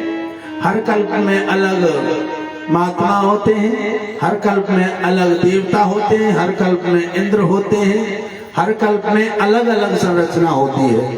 तो पूर्व कल्प की बात है, एक कश्यप नाम के ऋषि है। कश्यप नाम के ऋषि की 13 पत्नी हैं, जिनमें सबसे बड़ी पत्नी का नाम है दिति महारानी। दिति महारानी एक दिन कश्यप ऋषि भजन कर रहे थे, संध्या का समय था, दोनों वक्त मिल रहे थे। कश्यप ऋषि के पास गई और कहा मुझे तो तुम्हारे साथ सांसारिक जीवन जीना है। कश्यप ऋषि ने कहा देवी जिस समय तुम जिस कार्य की मांग कर रही हो ये समय उस कार्य के लिए अनुचित है। इस समय ऐसा कार्य नहीं करना चाहिए। नहीं नहीं, मुझे तो वासना ने सताया है। कश्यप ऋषि ने बार बार समझाया देवी 4 काम शाम के समय में बिल्कुल नहीं करने चाहिए। कौन से? भोजनम विद्या अध्ययनम शयनम काम वासना संध्या काले चत्वारः कार्य सर्वत्र विवर्जते। यानी कि भोजन करना, जब दोनों वक्त मिल रहे हो तो भोजन नहीं करना चाहिए। दोनों वक्त मिले अगर भोजन करते हैं तो वो भोजन हमें बीमार कर देता है। दूसरा विद्या अध्ययन, पूरे दिन तो फोन में घुसे रहेंगे, पूरे दिन तो लड़का है तो क्रिकेट में निकाल देंगे, और जैसे शाम आई आहा पिताजी आ रहे होंगे फिर पढ़ेला बनेंगे। दोनों वक्त मिले पढ़ने बैठेंगे। तो जो दोनों वक्त मिले पढ़ने बैठते हैं या पढ़ते हैं उन्हें विद्या नहीं मिलती, उन्हें एक रोग मिलता है जिसे कहते हैं विस्मृति रोग, यानी भूलने की बीमारी। तीसरा शयनम, जो दोनों वक्त मिले सोते हैं उन्हें आराम नहीं मिलता, उन्हें एक रोग मिलता है अनिद्रा। माने नहीं, निद्रा माने नींद, नींद न आने की बीमारी। देखते हो ना बहुत से डोगरा रात के 12 बजे की आंख खुल जाऊंगी और फिर पूरे घर में आपके फ्रीज है खोल, आपके केवार खोल दी, चर कर रही है। बहू बेटा परेशान, डोगरी और डोगरा नन्ना चैन पर है। बताओ डोकरी कहा कर रही है 12 बजे नींद ना आ रही, नींद कहां से आवेगी, खर्राटे तो इंसान को ही मार लिए है? तो अनिद्रा का रोग लग जाता है। चौथा कार्य काम वासना। स्त्री पुरुष को संसर्ग संध्या के समय में जब दोनों वक्त मिल रहे हो तो नहीं करना चाहिए। अगर स्त्री पुरुष संसर्ग यानी सांसारिक जीवन दोनों वक्त मिले अगर वो भोगते हैं तो उनके द्वारा जो संतति प्राप्त होती है, संतान प्राप्त होती है, वो राक्षस प्रवृत्ति की होती है, दुष्ट प्रवृत्ति की होती है, मूर्ख प्रवृत्ति की होती है। आज तिथि महारानी नहीं मानी, उन्होंने कहा नहीं मेरे तो वासना प्राकट्य है, मैं तो अभी सांसारिक जीवन जीऊंगी। कश्यप ऋषि ने इनकी इच्छा को पूर्ण करने हेतु सांसारिक जीवन जिया, जिसके प्रभाव से इन्हें 2 संतानों की प्राप्ति हुई। एक का नाम हिरण्याक्ष रखा गया, एक का नाम हिरण्यकश्यपु रखा गया। दोनों ही बलवान हैं, बलवान होने के साथ साथ राक्षस प्रवृत्ति के हैं, इसलिए महाराक्षस कहलाए। अब एक तो बुरी प्रवृत्ति का व्यक्ति हो और बुरी प्रवृत्ति के व्यक्ति होने के साथ साथ वो बलवान भी हो तो वो पड़ोसियों को जीने नहीं देता है। जीने देता है कि नहीं? एक तो बुरो, एक तो ढक्कन वारो और ढक्कन के संग पैसा वारो, पैसा के संग 5-7 भैया वारो। तो कोई बात छेड़ेगा? हाँ कोई बात ना, पर ये शौक है भैया, कहा करोगे? शौक में बदल देते हैं उसे, बुरी आदत में नहीं बदलते। क्यों? क्योंकि वो नहीं बदल ले, डंडा बदल रहा है। हाँ, तो जो राक्षस हो और उसके साथ साथ बलवान भी हो तो उससे कौन लड़े? एक तो राक्षस है, दूसरे हिरण्याक्ष और हिरण्यकश्यपु दोनों बलवान हैं। अब तो हिरण्याक्ष बड़ा है इसलिए ज्यादा बलवान है। एक दिन घूमते घूमते जा रहा था, हाथों में खुजली चल रही है, नारद बाबा को पकड़ लिया। नारद बाबा नारायण नारायण करते जा रहे थे। अरे नारद जी, ये नारायण नारायण करना ही जानते हो या लड़ना गुथना कुछ जानते हो? नारद कहने लगे भैया बाबा जी को काम कोई लड़वे को हो तो, अरे बाबा जी का काम तो भजन करने का होता है। नहीं नहीं, आज हमारे सामने आए हो तो लड़ना गुथना भी पड़ेगा, बताओ पहले लड़ना गुथना आता है कि नहीं? नारद बाबा ने कही ये तो चौखी आफत गले थे पड़ गई, बताओ। नारद बाबा ने कहा देखो भैया, लड़ना तो नहीं आता पर लड़ाना बहुत अच्छे से आता है। तुम कहो तो तुम्हें लड़ाने की व्यवस्था कर सकते। बोलो तो लड़ाने की व्यवस्था करो, बताओ कैसे किसी से लड़ सकते हैं? बोलो सीधो सीधो रास्ता है। कहो कि मल्लू किसी बहू देख बातें कहने लगे मेरी बहू है, आप ही लड़ाई शुरू हो जाएगी। भाई सब चीज से लड़ाई से बचा जा सकता है, पर जा जगह लड़ाई तुरंत हो जाएगी। किसी के घर जाओ तो अरे भगत जी बड़ी बढ़िया कोठी है, महाराज जी आपकी है। अच्छा, अरे भगत जी तुम्हारा छोरा तो बड़ा सुंदर है, महाराज जी आप ही की है, आप ही को है। अच्छा, अरे भगत जी गाड़ी बहुत बढ़िया है, महाराज जी आप ही की है। अच्छा भगत जी पत्नी बहुत जोर की है, महाराज जी मेरी है। क्या कहता है? ये मेरी है। तो यहाँ किसी के कोई कॉम्प्रोमाइज नहीं, कोई समझौता नहीं, ये तो हमारी है। उसे तुम टेढ़ी नजर से देख लो तुरंत गोली नान कर जाएगा। कहती आजकल सबसे बड़ा लड़ाई को कारण जी चल लो। वृंदावन बिहारी लाल की। आज भगवान नारायण की पत्नी है पृथ्वी देवी। क्या नाम है? पृथ्वी देवी। नारद बाबा ने कहा ये जो पृथ्वी है इसको तू अपनी बनाने लग जा, अपनी बताकर कहीं भी ले जा तो इसका जो धनी धोरी है अपने आप लड़ने आ जाएगा। अब तो महाराज हिरण्याक्ष ने पृथ्वी को उठाया और महाराज अतल वितल सुतल तलातल महातल रसातल, नीचे कितने लोग हैं? 7 लोग। 7 में जो 6वें नंबर का लोग है, नीचे कौन से लोग हैं? अतल वितल सुतल तलातल महातल रसातल और पाताल। इनमें जो 6वें नंबर का लोग है उसे कहते हैं रसातल। जो हम लैट्रिन पेशाब त्यागते हैं, जो हम लैट्रिन पेशाब जाते हैं, वो 7 तल से पहले जो 6वां तल है उसमें जाकर एकत्रित होता है, जिसे रसातल कहते हैं। और उस तल में ले जाकर हिरणाक्ष ने पृथ्वी को रख दिया। क्योंकि देवता कहाँ जाते हैं? देवता जाते हैं जहाँ खुशबू मार रही हो, देवता जाते हैं जहाँ पवित्रता हो, देवता जाते हैं जहाँ सब स्वच्छता से रहते हो। अब हिरणाक्ष समझने लगा कि वहां पे ये पहुंचेगा तो नहीं, चाहे कोई भी हो, और फिर उसे ला के दिखाना, अगर नहीं ला पाया तो नहीं सर्व विजयी कहलाऊंगा। इसलिए पृथ्वी को रसातल में छुपा दिया।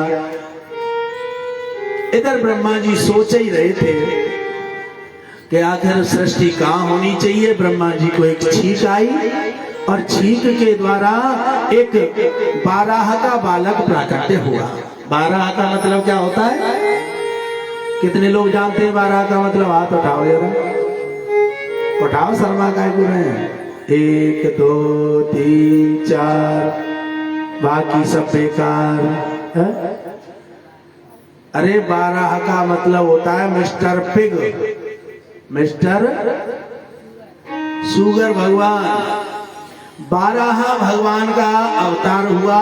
बोलिए बाराह भगवान की। बाराह का अवतरण होने के साथ तुरंत बाराह छलांग लगाए और समुद्र में कूद गए।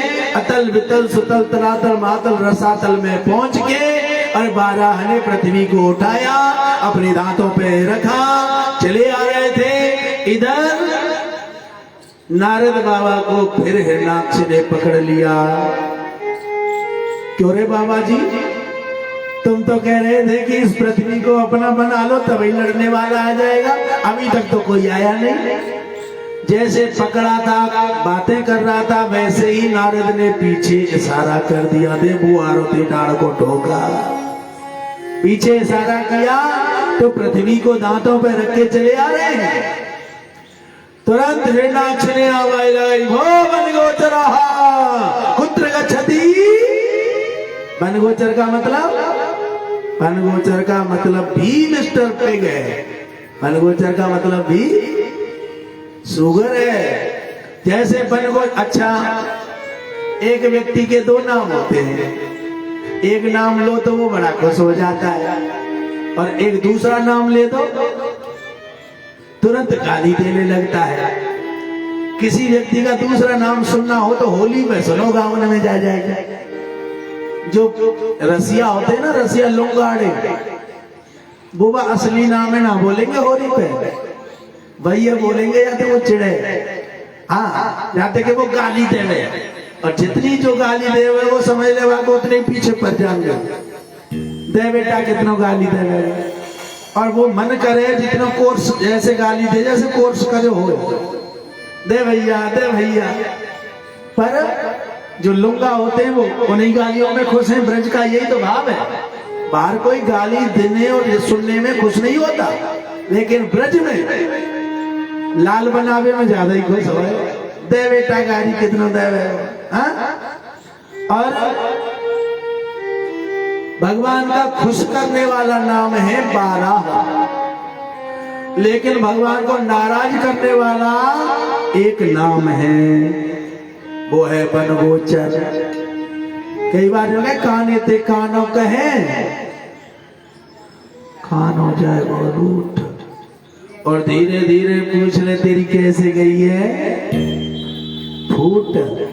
काने ते जो कहे चले काने कैसे आंख फूट गई, वो क्या वो अच्छा मोते कानो करो, तू कानो, तेरे बाप कानो, तेरे पुरखा कानो, तेरे खानदान कानो, मोते कानो कह रहा है। और भाई काने थे कि अरे भैया राम सुख सेवक दास है, तेरी आंख में कछु फर्क सा लग रहा है, आंख कैसे कहा है वो बताइए। फिर बतावे वो, मैं राधापुरम स्टेडियम में गयो गिल्ली बल्ला खेल लो, मेरे यार ने गिल्ली में टोल मार दियो, गिल्ली आंख में लग गई, आंख फूट गई। जब ते आंख फूट गई है फिर इस हिसाब से बतावे। तो अगर काने थे कानों कहेगो तो रूठे कोई। इसलिए हिरणाक्ष से कहा, तूने मेरा इतना बुरा नाम लिया भनगोचर, अरे दुष्ट तू मुझे नहीं जानता, मैं भी तुझसे कोई कम नहीं हूं। इसलिए भगवान ने भी कह दिया, अहम खोजंती तुम ग्राम सिंहा। ग्राम सिंह का मतलब होता है कुत्ता। कहने लगे मैं तुम्हारे जैसे कुत्ते को ढूंढता फिरता हूं, कहां छुपे हैं। हिरणाक्ष कहने लगा मुझे कुत्ता बोलता है।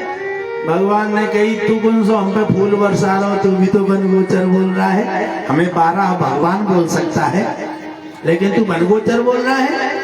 बातों ही बातों में बातें बढ़ गई और लात घूसा पीठ मध्य दे तड़ा तड़ ताड़। लड़ाई शुरू हो गई। कभी भगवान नीचे, कभी हिरणाक्ष नीचे, कभी हिरणाक्ष ऊपर, कभी भगवान ऊपर।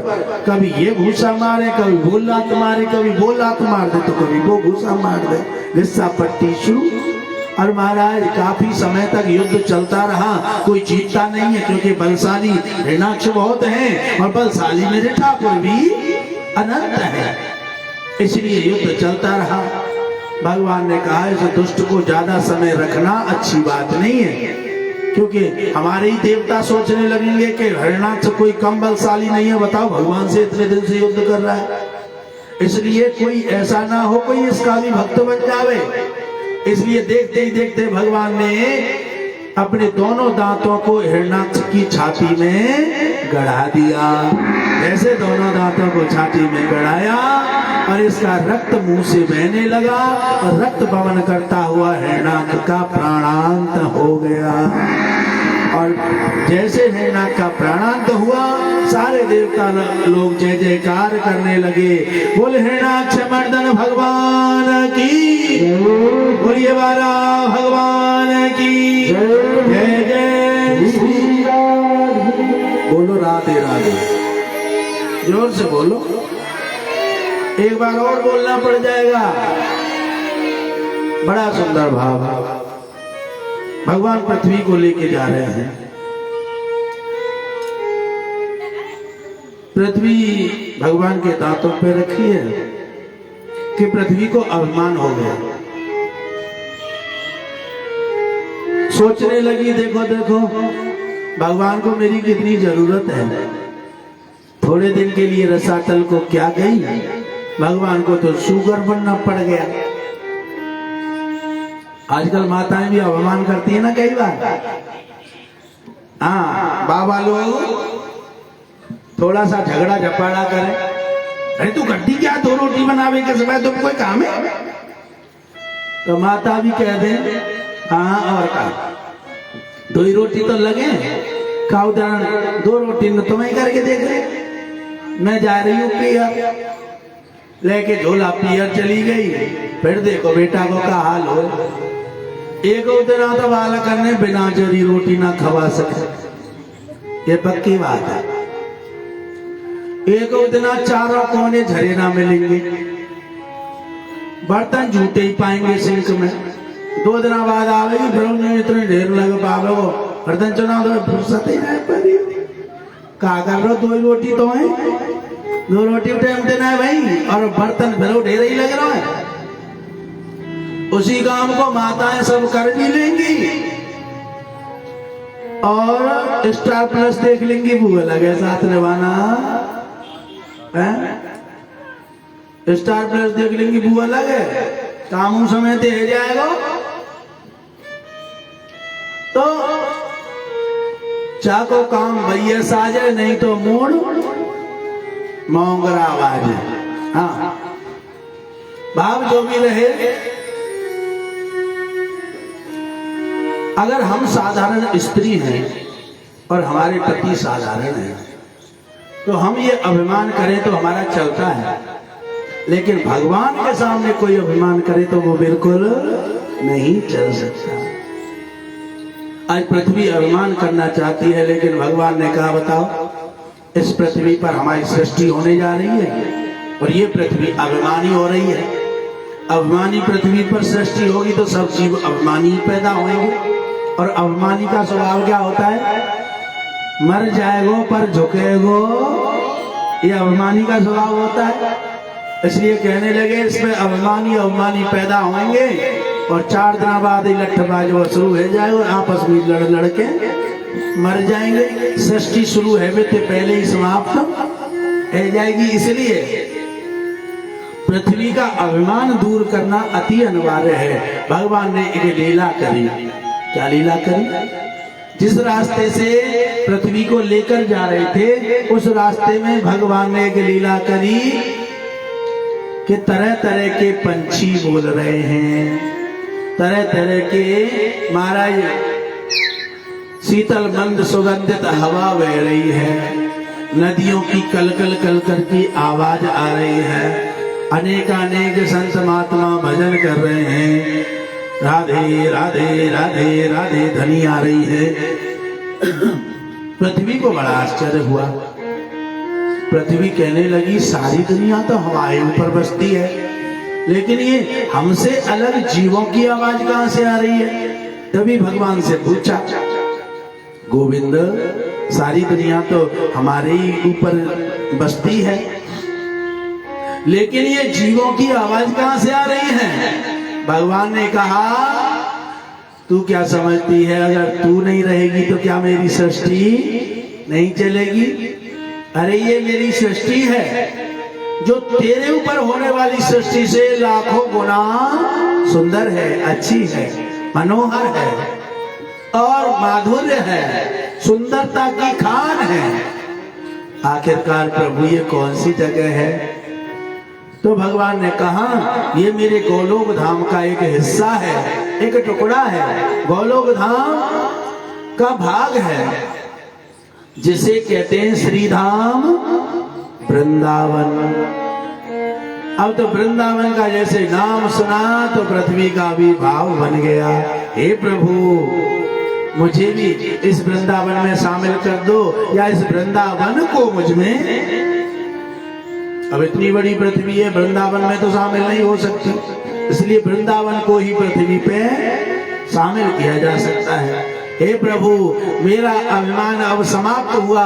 मैं जान गई कि अगर मैं भी ना रहूं तो भी आपकी सृष्टि बराबर चलती रहेगी। हे गोविंद, इस वृंदावन को मेरे ऊपर ही बसा दो।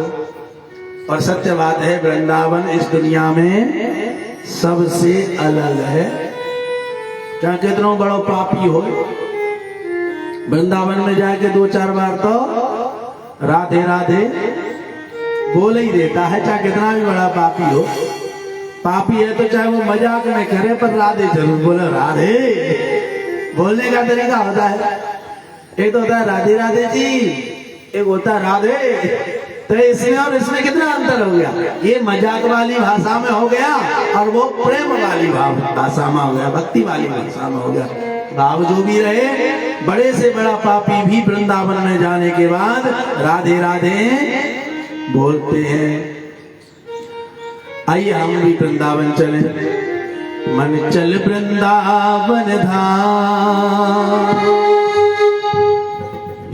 मन चल वृंदावन धाम, रटेंगे राधा राधा नाम, मिले तुई कुंज बिहारी, ओढ़ के कांवर कारी, मिले तुई कुंज बिहारी, मिले तुई कुंज बिहारी, ओढ़ के कांवर कारी,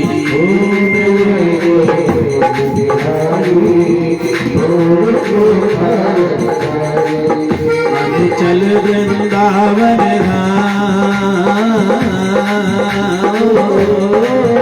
मन चल वृंदावन धाम, रटेंगे राधा जी को नाम, मिले तो कुछ बिहारी, ओढ़ के कांवर कारी, मिले तो कुछ बिहारी, ओढ़ के कांवर कारी।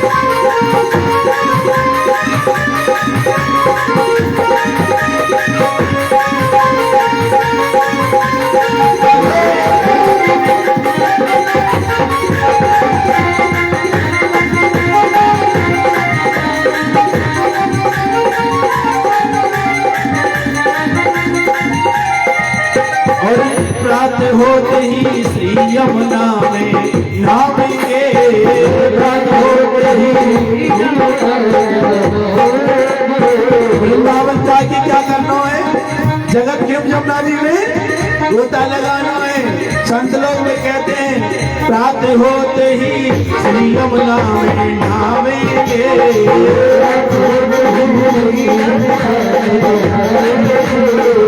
आए के जल छत्ता तिलक सनही लगावेंगे।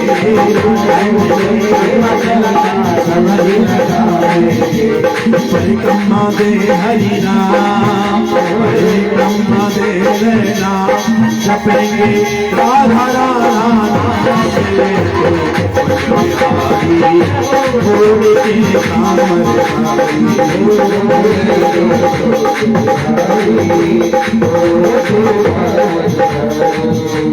मैंने कुंज बिहारी मोड़ के कांवर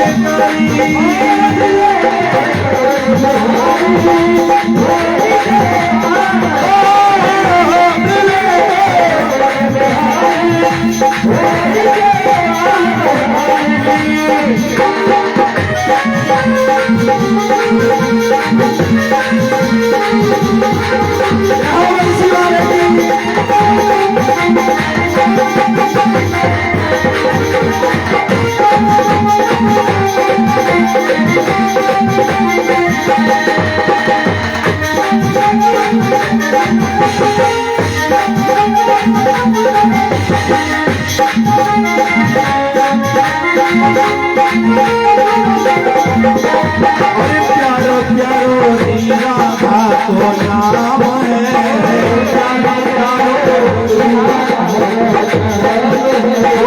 प्यारो प्यारो श्री राधा को नाम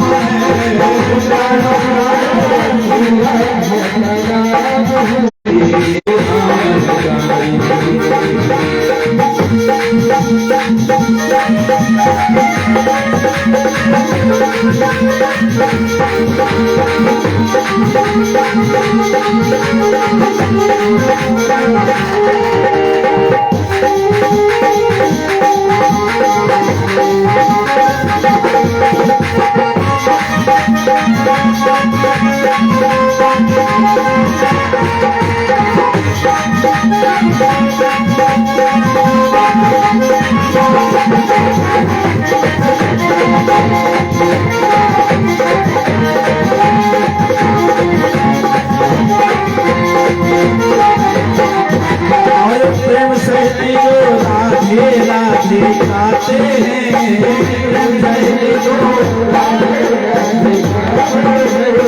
प्रेम सहित जो राधे राधे गाते हैं।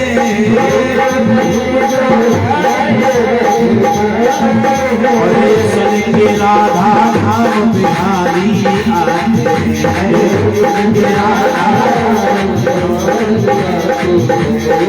सुन के राधा धाम बिहारी आते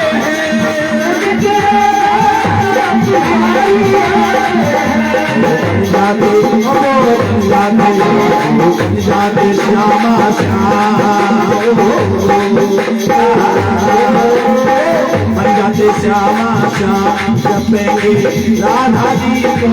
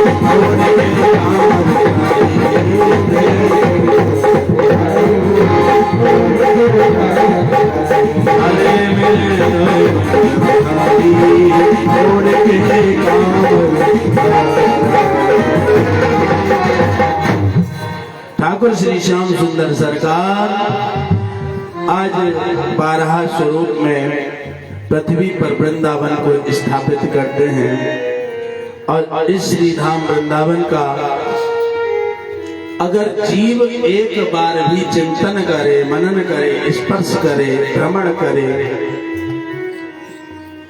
समझ लो उसका वैकुंठ तो पक्का ही है। और जो हर एकादशी जा रहे हैं उनकी तो पूछो ही जो एक बार भी चिंतन करे, मनन करे, स्मरण करे।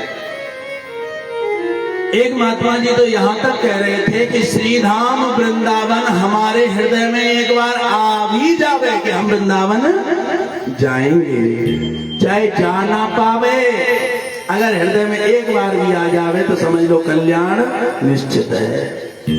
श्रीधाम वृंदावन की महिमा यही है। एक कथा आती है, राजस्थान के एक भक्त थे,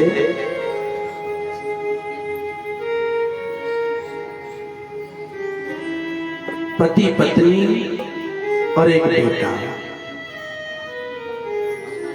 एक दिन उनके घर गुरुजी आए। गुरुजी से कहने लगे, गुरुजी हमने गुरु मंत्र लिया 5 साल हो गए, लेकिन आज तक श्रीधाम वृंदावन नहीं पहुंचे।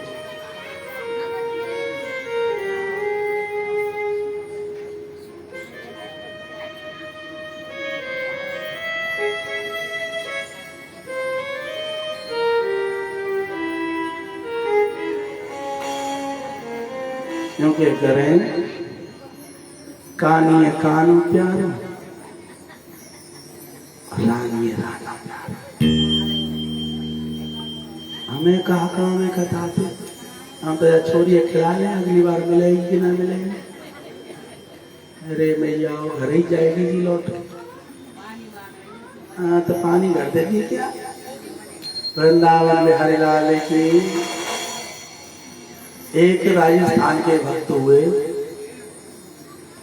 माता पिता और बेटा, घर में 3 ही प्राणी हैं, गुरु बना रखे हैं 5 साल से। एक दिन भाव हुआ, बोलते 5 साल गुरु बनाए हो गए, वृंदावन नहीं गए, आपकी कृपा हो जाए तो हमें वृंदावन घुमा दो। गुरुजी बड़े बैरागी संत थे, उन्होंने कहा वैसे तो मैं किसी को ले नहीं जाता, लेकिन आपका भाव है तो चलो, मैं तुम्हें लेके चलता हूं। गुरुजी वृंदावन से लेकर आए तीनों प्राणी। शाम को आते आते थोड़ी देर हो गई, तो रात्रि को पहुंचे तो आश्रम पहुंचते पहुंचते बिहारी जी का मंदिर बंद हो गया। जब बिहारी जी का मंदिर बंद हुआ तो महात्मा जी ने कहा, देखो बिहारी जी का मंदिर तो बंद हो गया, दर्शन तो नहीं हो सकते, लेकिन अब विश्राम करो, सुबह में तुम्हें दर्शन जरूर कराऊंगा। रात्रि के समय में विश्राम कर रहे थे, लेकिन संतों का भाव होता है जब सारी दुनिया सोती है तो संत खड़े हो जाते हैं। संत लोग तब भजन करते हैं, सच में संत जो हैं वो तो ऐसा ही करते हैं, जब सारी दुनिया सो जाती है तब वो भजन करने लग जाते हैं ताकि कोई डिस्टर्ब न करे। रात के 12 बजे थे कि महात्मा जी की निद्रा टूट गई, महात्मा जी खड़े हो गए और महात्मा जी का विचार आया, क्यों ना मैं वृंदावन की परिक्रमा रात के 12 बजे परिक्रमा प्रारंभ करी। परिक्रमा करते करते यमुना जी का किनारा पार किया कि आ गए शमशान घाट के पास। शमशान घाट में देखा अनेक प्रकार की महाराज बिजली जली हुई है, बड़ा बड़ा हंडा लगा है, बड़ी बड़ी प्रकाश में लड़ियां लगी हैं, उजाला ही उजाला चारों तरफ हो रहा है। कुछ देवियां हैं जो ढोलक ताशे बजा के गाने गा रही हैं, बधाई गा रही हैं, जो शादियों में गाते हैं। महात्मा जी ने कहा 1:30 बज रहा है, इस समय बताओ इतनी जोर जोर से गाने गब रहे हैं, गीत गब रहे हैं, चलो मेले ही चलते हैं, कौन है, कहाँ है, कैसे, क्या, कब, क्यों हो रहा है। शमशान में अंदर गए, जो देवियां थी जो गीत गा रही थी उनसे कहा ये काय चीज का उत्सव चल रहा है। कहने लगे ये हमारी बेटी का ब्याह है, क्या हमारी बेटी का ब्याह है, कल दूल्हा बारात लेके आएगा। महात्मा जी कहने लगे तुम हो कौन भैया, 1:30 बजे तुम्हारा उत्सव चल। कहने लगे हम भूत हैं। क्या कहा? हम लोग भूत हैं। महात्मा जी कहने लगे भूतन की बारात आएगा, पर कह रहे हैं तो आ रही होगी। बोले भैया तुम्हारी बारात कहां से आ रही है? कहने लगे सच बात बताओ मैं महात्मा जी। हाँ, जो राजस्थान के सेठ और सेठानी तुम्हारे साथ आए ना, उनके छोरा थे हमारी भूतनी को ब्याह है। महात्मा जी की तो खोपड़ी खराब है कि जी कैसो ब्याह है, बता वो छोरा और ये भूतनी। कहने लगे ये ऐसे कैसे, मेरी समझ में नहीं आया। वो समझने सोचने की बात ही नहीं है। जो छोरा आज जिंदा सो रहा है सुबह जिंदा नहीं रहेगा। मतलब ये यमुना जी नहाने जाएगा और यमुना जी पर एक बैल आएगा और इसके पेट में सींग घुसाएगा और बालक मर जाएगा और अकाल मृत्यु मरने के बाद वो प्रेत बन जाएगा और प्रेत बनने के बाद वो बारात लेके आएगा और हमारी बेटी को ब्याहेगा और दुल्हन बना के ले जाएगा। महात्मा जी ने कहा बड़ा चमत्कारी ब्याह होने जा रहा है, अब तो हम जरूर ही देखेंगे। परमात्मा जी ने कहा भाई हमारे चेला का लड़का है, मर भी ना जावे। इसलिए सुबह जगने के साथ ही महात्मा जी ने सेठ जी से कहा अरे भैया सेठ, हम सब लोग यमुना जी पर जाएंगे लेकिन अपने बेटा को यहीं रहने दो, उसे लेके नहीं चलेंगे। लड़का जिद पड़ गया मैं तो यमुना जी जाऊंगा, मैं तो यमुना जी जाऊंगा। अब सब रोके पर छोरा रोके नहीं, क्योंकि छोरा नहीं जा रहा, उसकी मृत्यु बुला रही है। और नाई करते करते मना करते करते बेटा सेठ और सेठानी और महात्मा जी के साथ पहुंच गया यमुना जी पे। अब तो महाराज महात्मा जी ने कहा है एक काम करो, दोनों सेठ सेठानी नहा लो और लड़के को भी साथ नहलाओ, मैं बाहर खड़ा हूं, कपड़ों की रक्षा मैं करूंगा। महात्मा जी कोशिश कर रहे हैं कि शायद बच जाए, लेकिन लड़का फिर जिद पड़ गया नहीं नहीं गुरुजी पहले तुम नहाओ, मेरे माता पिता नहाएंगे तब मैं नहाऊंगा, मैं तब तक कपड़ों को देख रहा हूं। ले अब बालक जिद पड़ गया इसलिए मान गए। अब तो महात्मा जी नहा रहे हैं, एक डुबकी लगाने के छोरा बाऊ देखे का हाल है। जैसे नहाने का स्नान पूरा होने जा रहा था कि महात्मा जी ने देखा एक विशाल सांड चला आ रहा है और सींगों को हिलाता हुआ। और महात्मा जी जितनी देर में यमुना जी से बाहर निकलते उतनी देर में महाराज उस बैल ने अपनी सींगों को जमीन में रगड़ा और जमीन में रगड़ के बालक के पेट में घुसा दिया, बालक का प्राणांत हो गया। अब महात्मा जी को लगा भूतन की बात तो सही हो गई, इसलिए महात्मा जी कहने लगे, चेला को समझाने लगे, देखो भैया हमने तो छोराते नहीं करी कि नावे मत चले, लेकिन तुम्हारा बेटा नहीं माना। अब होना था वो तो हो गया, अब उसमें कुछ नहीं किया जा सकता। बच्चे के शरीर को ले जाओ, अपने यहाँ जाके दाह संस्कार कर देना। सेठ सेठानी चले। अब रात का समय आया, बाबा जी नींद कहाँ से आवे, बाबा जी तो बारात देखना चाह रहे, मर गए, बारात तो देख ले, भूतन की कैसी बारात हो गए। इसलिए ठीक 12 बजे फिर बाबा जी चल दिए और परिक्रमा देते देते पहुंचे हमारे शमशान घाट में। शमशान घाट में देखा कि जिस जगह उस दिन गीत गब रहे थे उस जगह सब रो रहे हैं। जो लाइटिंग हो रही थी वो लाइट बुझी पड़ी है, अंधेरे में चीख रहे भूत प्रेत। बाबा जी ने एक भूतनी से कहा, हरी देवी कल तो यहाँ बड़े गीत गब रहे थे, आज रोवा रात क्यों बीत रहा है? कहने लगी अब हमारी बेटी का ब्याह नहीं होगा। महात्मा जी कहने लगे ब्याह तो हो जाना चाहिए, जैसा तुमने बोला था सेठ का बेटा तो मर गया और बैल ने मारा है इसलिए प्रेत ही बना होगा, तो उसकी बारात आनी चाहिए, तुम्हारी बेटी का ब्याह होना चाहिए तुम्हारे कथनानुसार। लेकिन तुम कहती हो बेटी का ब्याह नहीं होगा, तो क्यों? तो भूतनी ने कहा कि वो बनता तो प्रेत ही, लेकिन जिस बैल ने उसे मारा उस बैल ने मारने से पहले अपना सींग यमुना जी की रेती में रगड़ा था, और जब उसने यमुना जी की रेती में सींग को रगड़ा तो सींग की नोक पर यमुना जी की रज लग गई और वो सींग के साथ पेट में घुस गई। पेट में घुसने के साथ साथ उस बच्चे की आत्मा को टच कर लिया और यमुना जी की रेती ने ही उस आत्मा को परमात्मा से मिला दिया और महाराज इसका कल्याण हो गया। कहने का भाव यही है भाई, वृंदावन नहीं, वृंदावन की गलियां नहीं, वृंदावन की रज का एक कण भी हमारे जीवन से जुड़ जाए तो हमारे कल्याण को कोई रोकने वाला नहीं है। यही है श्री धाम वृंदावन की महिमा। बोल वृंदावन धाम की, बांके बिहारी लाल की जय जय। बड़ा सुंदर भाव होगा। श्री राम वृंदावन को पृथ्वी पर स्थापित किया गया। अब ब्रह्मा जी पृथ्वी पर सृष्टि करना चाहते हैं। सबसे पहले ब्रह्मा जी ने 4 महात्माओं को पैदा किया, सनक सनंदन सनातन सनत कुमार। पिताजी क्यों प्रकट किया है? कहने लगे प्रकट किया है महाराज, आप हमारी सृष्टि बढ़ाओ मैथुन सृष्टि से। कहने लगे हम मैथुन सृष्टि में नहीं जाना चाहते, हम तो भजन करना चाहते हैं।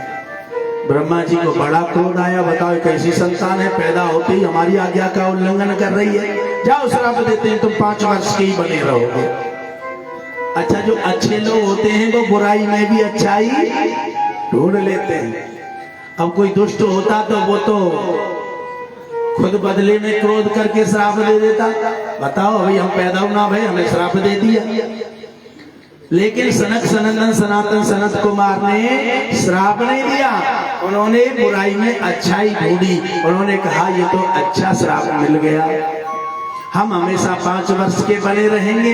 5 वर्ष के बने रहेंगे तो हमारे अंदर कोई वासना पैदा नहीं होगी, वासना पैदा नहीं होगी तो हम भगवान का भजन ज्यादा से ज्यादा कर पाएंगे। और महाराज प्रसन्न होकर जंगल की तरफ चले गए। फिर इन्होंने नारद बाबा को प्राकट किया। नारद बाबा प्राकट हुए, कहा सृष्टि करो, इन्होंने भी मना कर दिया। ब्रह्मा जी ने कहा अरे कैसी संतान है जो मेरी अवज्ञा करती है, या तुझे भी श्राप देता हूं, तेरा एक जगह पांव नहीं रुकेगा, तू भागता ही फिरेगा। नारद बाबा ने भी अच्छाई ढूंढ ली। नारद बाबा ने क्या अच्छाई ढूंढी? नारद बाबा ने अच्छाई ढूंढी कि एक जगह पर कहते ना रमता जोगी और बहता पानी, अगर ये कंडीशन है तो ही स्वच्छता है। अगर पानी चाहे कितना भी शुद्ध और साफ, चाहे आरओ का ही क्यों ना हो, उसे एक जगह भर के 1 महीने 2 महीने 4 महीने छोड़ दो, उसमें गंदगी अपने आप पैदा हो जाएगी। ऐसे ही जो महात्मा कथा कह रहे हैं, जो महात्मा तुम्हें रास्ते जाते बड़े बढ़िया लग रहे हैं, वो महात्मा तुम्हें कभी कभी मिले तो बड़े अच्छे लगते हैं, और वही महात्मा तुम्हारे पड़ोस में ही आके रहने लगे तो तुम उनमें ही खोट देखने लग जाओगे। अच्छा फलाना बाबा जी भाई तो बहुत पूछे हैं, आगे घर तो रोज सब्जी खाए जाए हैं, का चक्कर है? मतलब उसमें भी हम खोट देखने लग जाएंगे। इसलिए महात्माओं को चलते रहना चाहिए। रमता जोगी बहता पानी। नारद बाबा कहने लगे ये तो अच्छा श्राप मिल गया। हम एक जगह कभी रुकेंगे नहीं, और एक जगह रुकेंगे नहीं तो कोई भी हमें अवगुण, कोई भी हमें दोष नहीं लगा पाएगा। हम हमेशा निर्दोष बने रहे। भाव जो भी रहे। अब ब्रह्मा जी को बड़ा क्रोध आया, इनकी भौं टेढ़ी हो गई, और भौं टेढ़ी होने के बाद इनकी भौं के बीच में से एक बालक रोता हुआ पैदा हुआ। इस बालक का नाम रखा गया रुद्र भगवान। क्या? रुद्र भगवान। कहा क्या आज्ञा है? कहने लगे आज्ञा कुछ नहीं है, हमारी सृष्टि को बढ़ाओ। रुद्र भगवान ने सृष्टि बढ़ाना प्रारंभ किया। भूत प्रेत पिशाच डंकनी शंकनी सब पैदा कर डाले। अब वो भूत प्रेत पैदा होते ही और ब्रह्मा जी को खाने दौड़े। ब्रह्मा जी ने कहा अरे भैया कैसी सृष्टि कर रहा है, रोक रोक रोक रोक, ये तो हम ही खत्म करे जा रहे हैं। इन्होंने कहने पर इस सृष्टि को रोका और अपनी सृष्टि को लेकर पहाड़ों की कंदरा में चले। अंत तो गत्वा सप्त ऋषियों को प्राकट्य किया। 7 ऋषियों ने भी आज सृष्टि करने से मना कर दिया। उसके बाद में ब्रह्मा जी ने सृष्टि के बाद अपनी दोनों भुजाओं का मंथन किया। बाईं भुजा से एक स्त्री पैदा हुई और दाईं भुजा से एक पुरुष पैदा हुआ। स्त्री का नाम शत्रुपा रखा गया और पुरुष का नाम मनु जी महाराज रखा गया। हम जितने भी हैं, चाहे वो पंडित जी हैं, चाहे वो ठाकुर जी हैं, चाहे वो बनिया जी हैं, चाहे वो शूद्र जी हैं, सब मनु जी महाराज की ही संतान है। इनकी जड़ एक ही जगह से चली है। कहां से? मनु जी महाराज से। और महाराज आप कहोगे ये जातियां कहां कैसे बन गई? जातियां बन गई, हमने बना दी जातियां। जातियां पहले नहीं थी, पहले तो सिर्फ एक ही जाति थी, मनुष्य जाति। ये जो जातियां बनी हैं ये हमने बनाई है। जो बहुत शुद्धता से ज्ञान का काम करता था, दुनिया को ज्ञान बांटता फिरता था, उसको बनाया गया ब्राह्मण। और जो बलपूर्वक धर्म की रक्षा करता था उसको बनाया गया क्षत्रिय। जो भरण पोषण पैसा कमाने में बहुत निपुण रहता था उसको बनाया गया बनिया। और जो सेवा में ज्यादा संलग्न रहता था, हमेशा सेवा करके खुश होता था, उसको बनाया गया शूद्र। अब जमाना बदल गया है, कोई भी अपने कर्म पर रुक कर राजी नहीं है। एक दूसरे को सब कर्म कर रहे हैं। जो पंडित ज्ञान बांटने वाला होता है वो जूता चप्पल की दुकान खोल के बैठो, बनिया बनो बैठो। जो क्षत्रिय रक्षा करने वाला होना चाहिए वो व्यास गद्दी पे बैठो। जाट ले, गुजर ले, ठाकुर ले, जिनको रक्षा करने का जिम्मा दिया गया था वो भी कथा कर रहे हैं। यानी वो उसके कर्म को कर रहे हैं।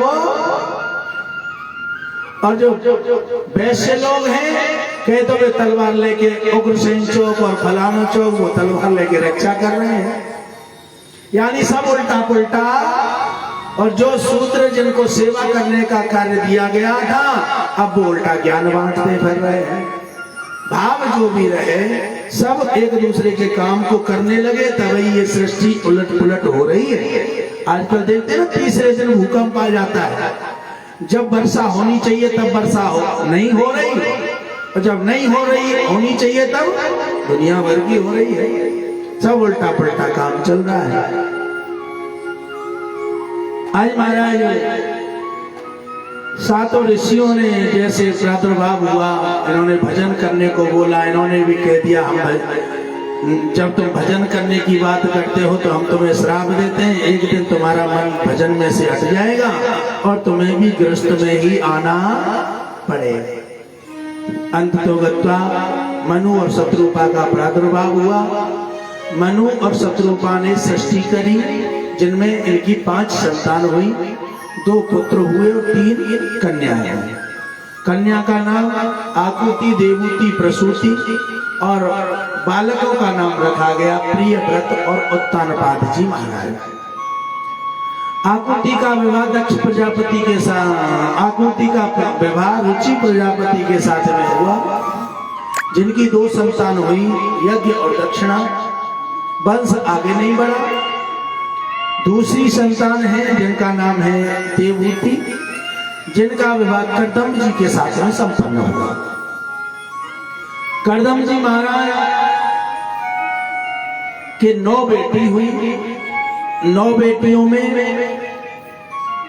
एक बेटी हुई जिसका नाम था अनुसुईया, जो सती होने के साथ साथ तपस्विनी भी कहलाई।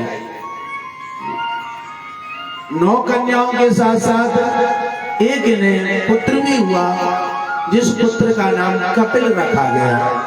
और वो पुत्र कपिल नहीं, वो तो भगवान के ही अवतार हैं, इसलिए उनको बोला गया कपिल भगवान। बोलिए कपिल भगवान की जय।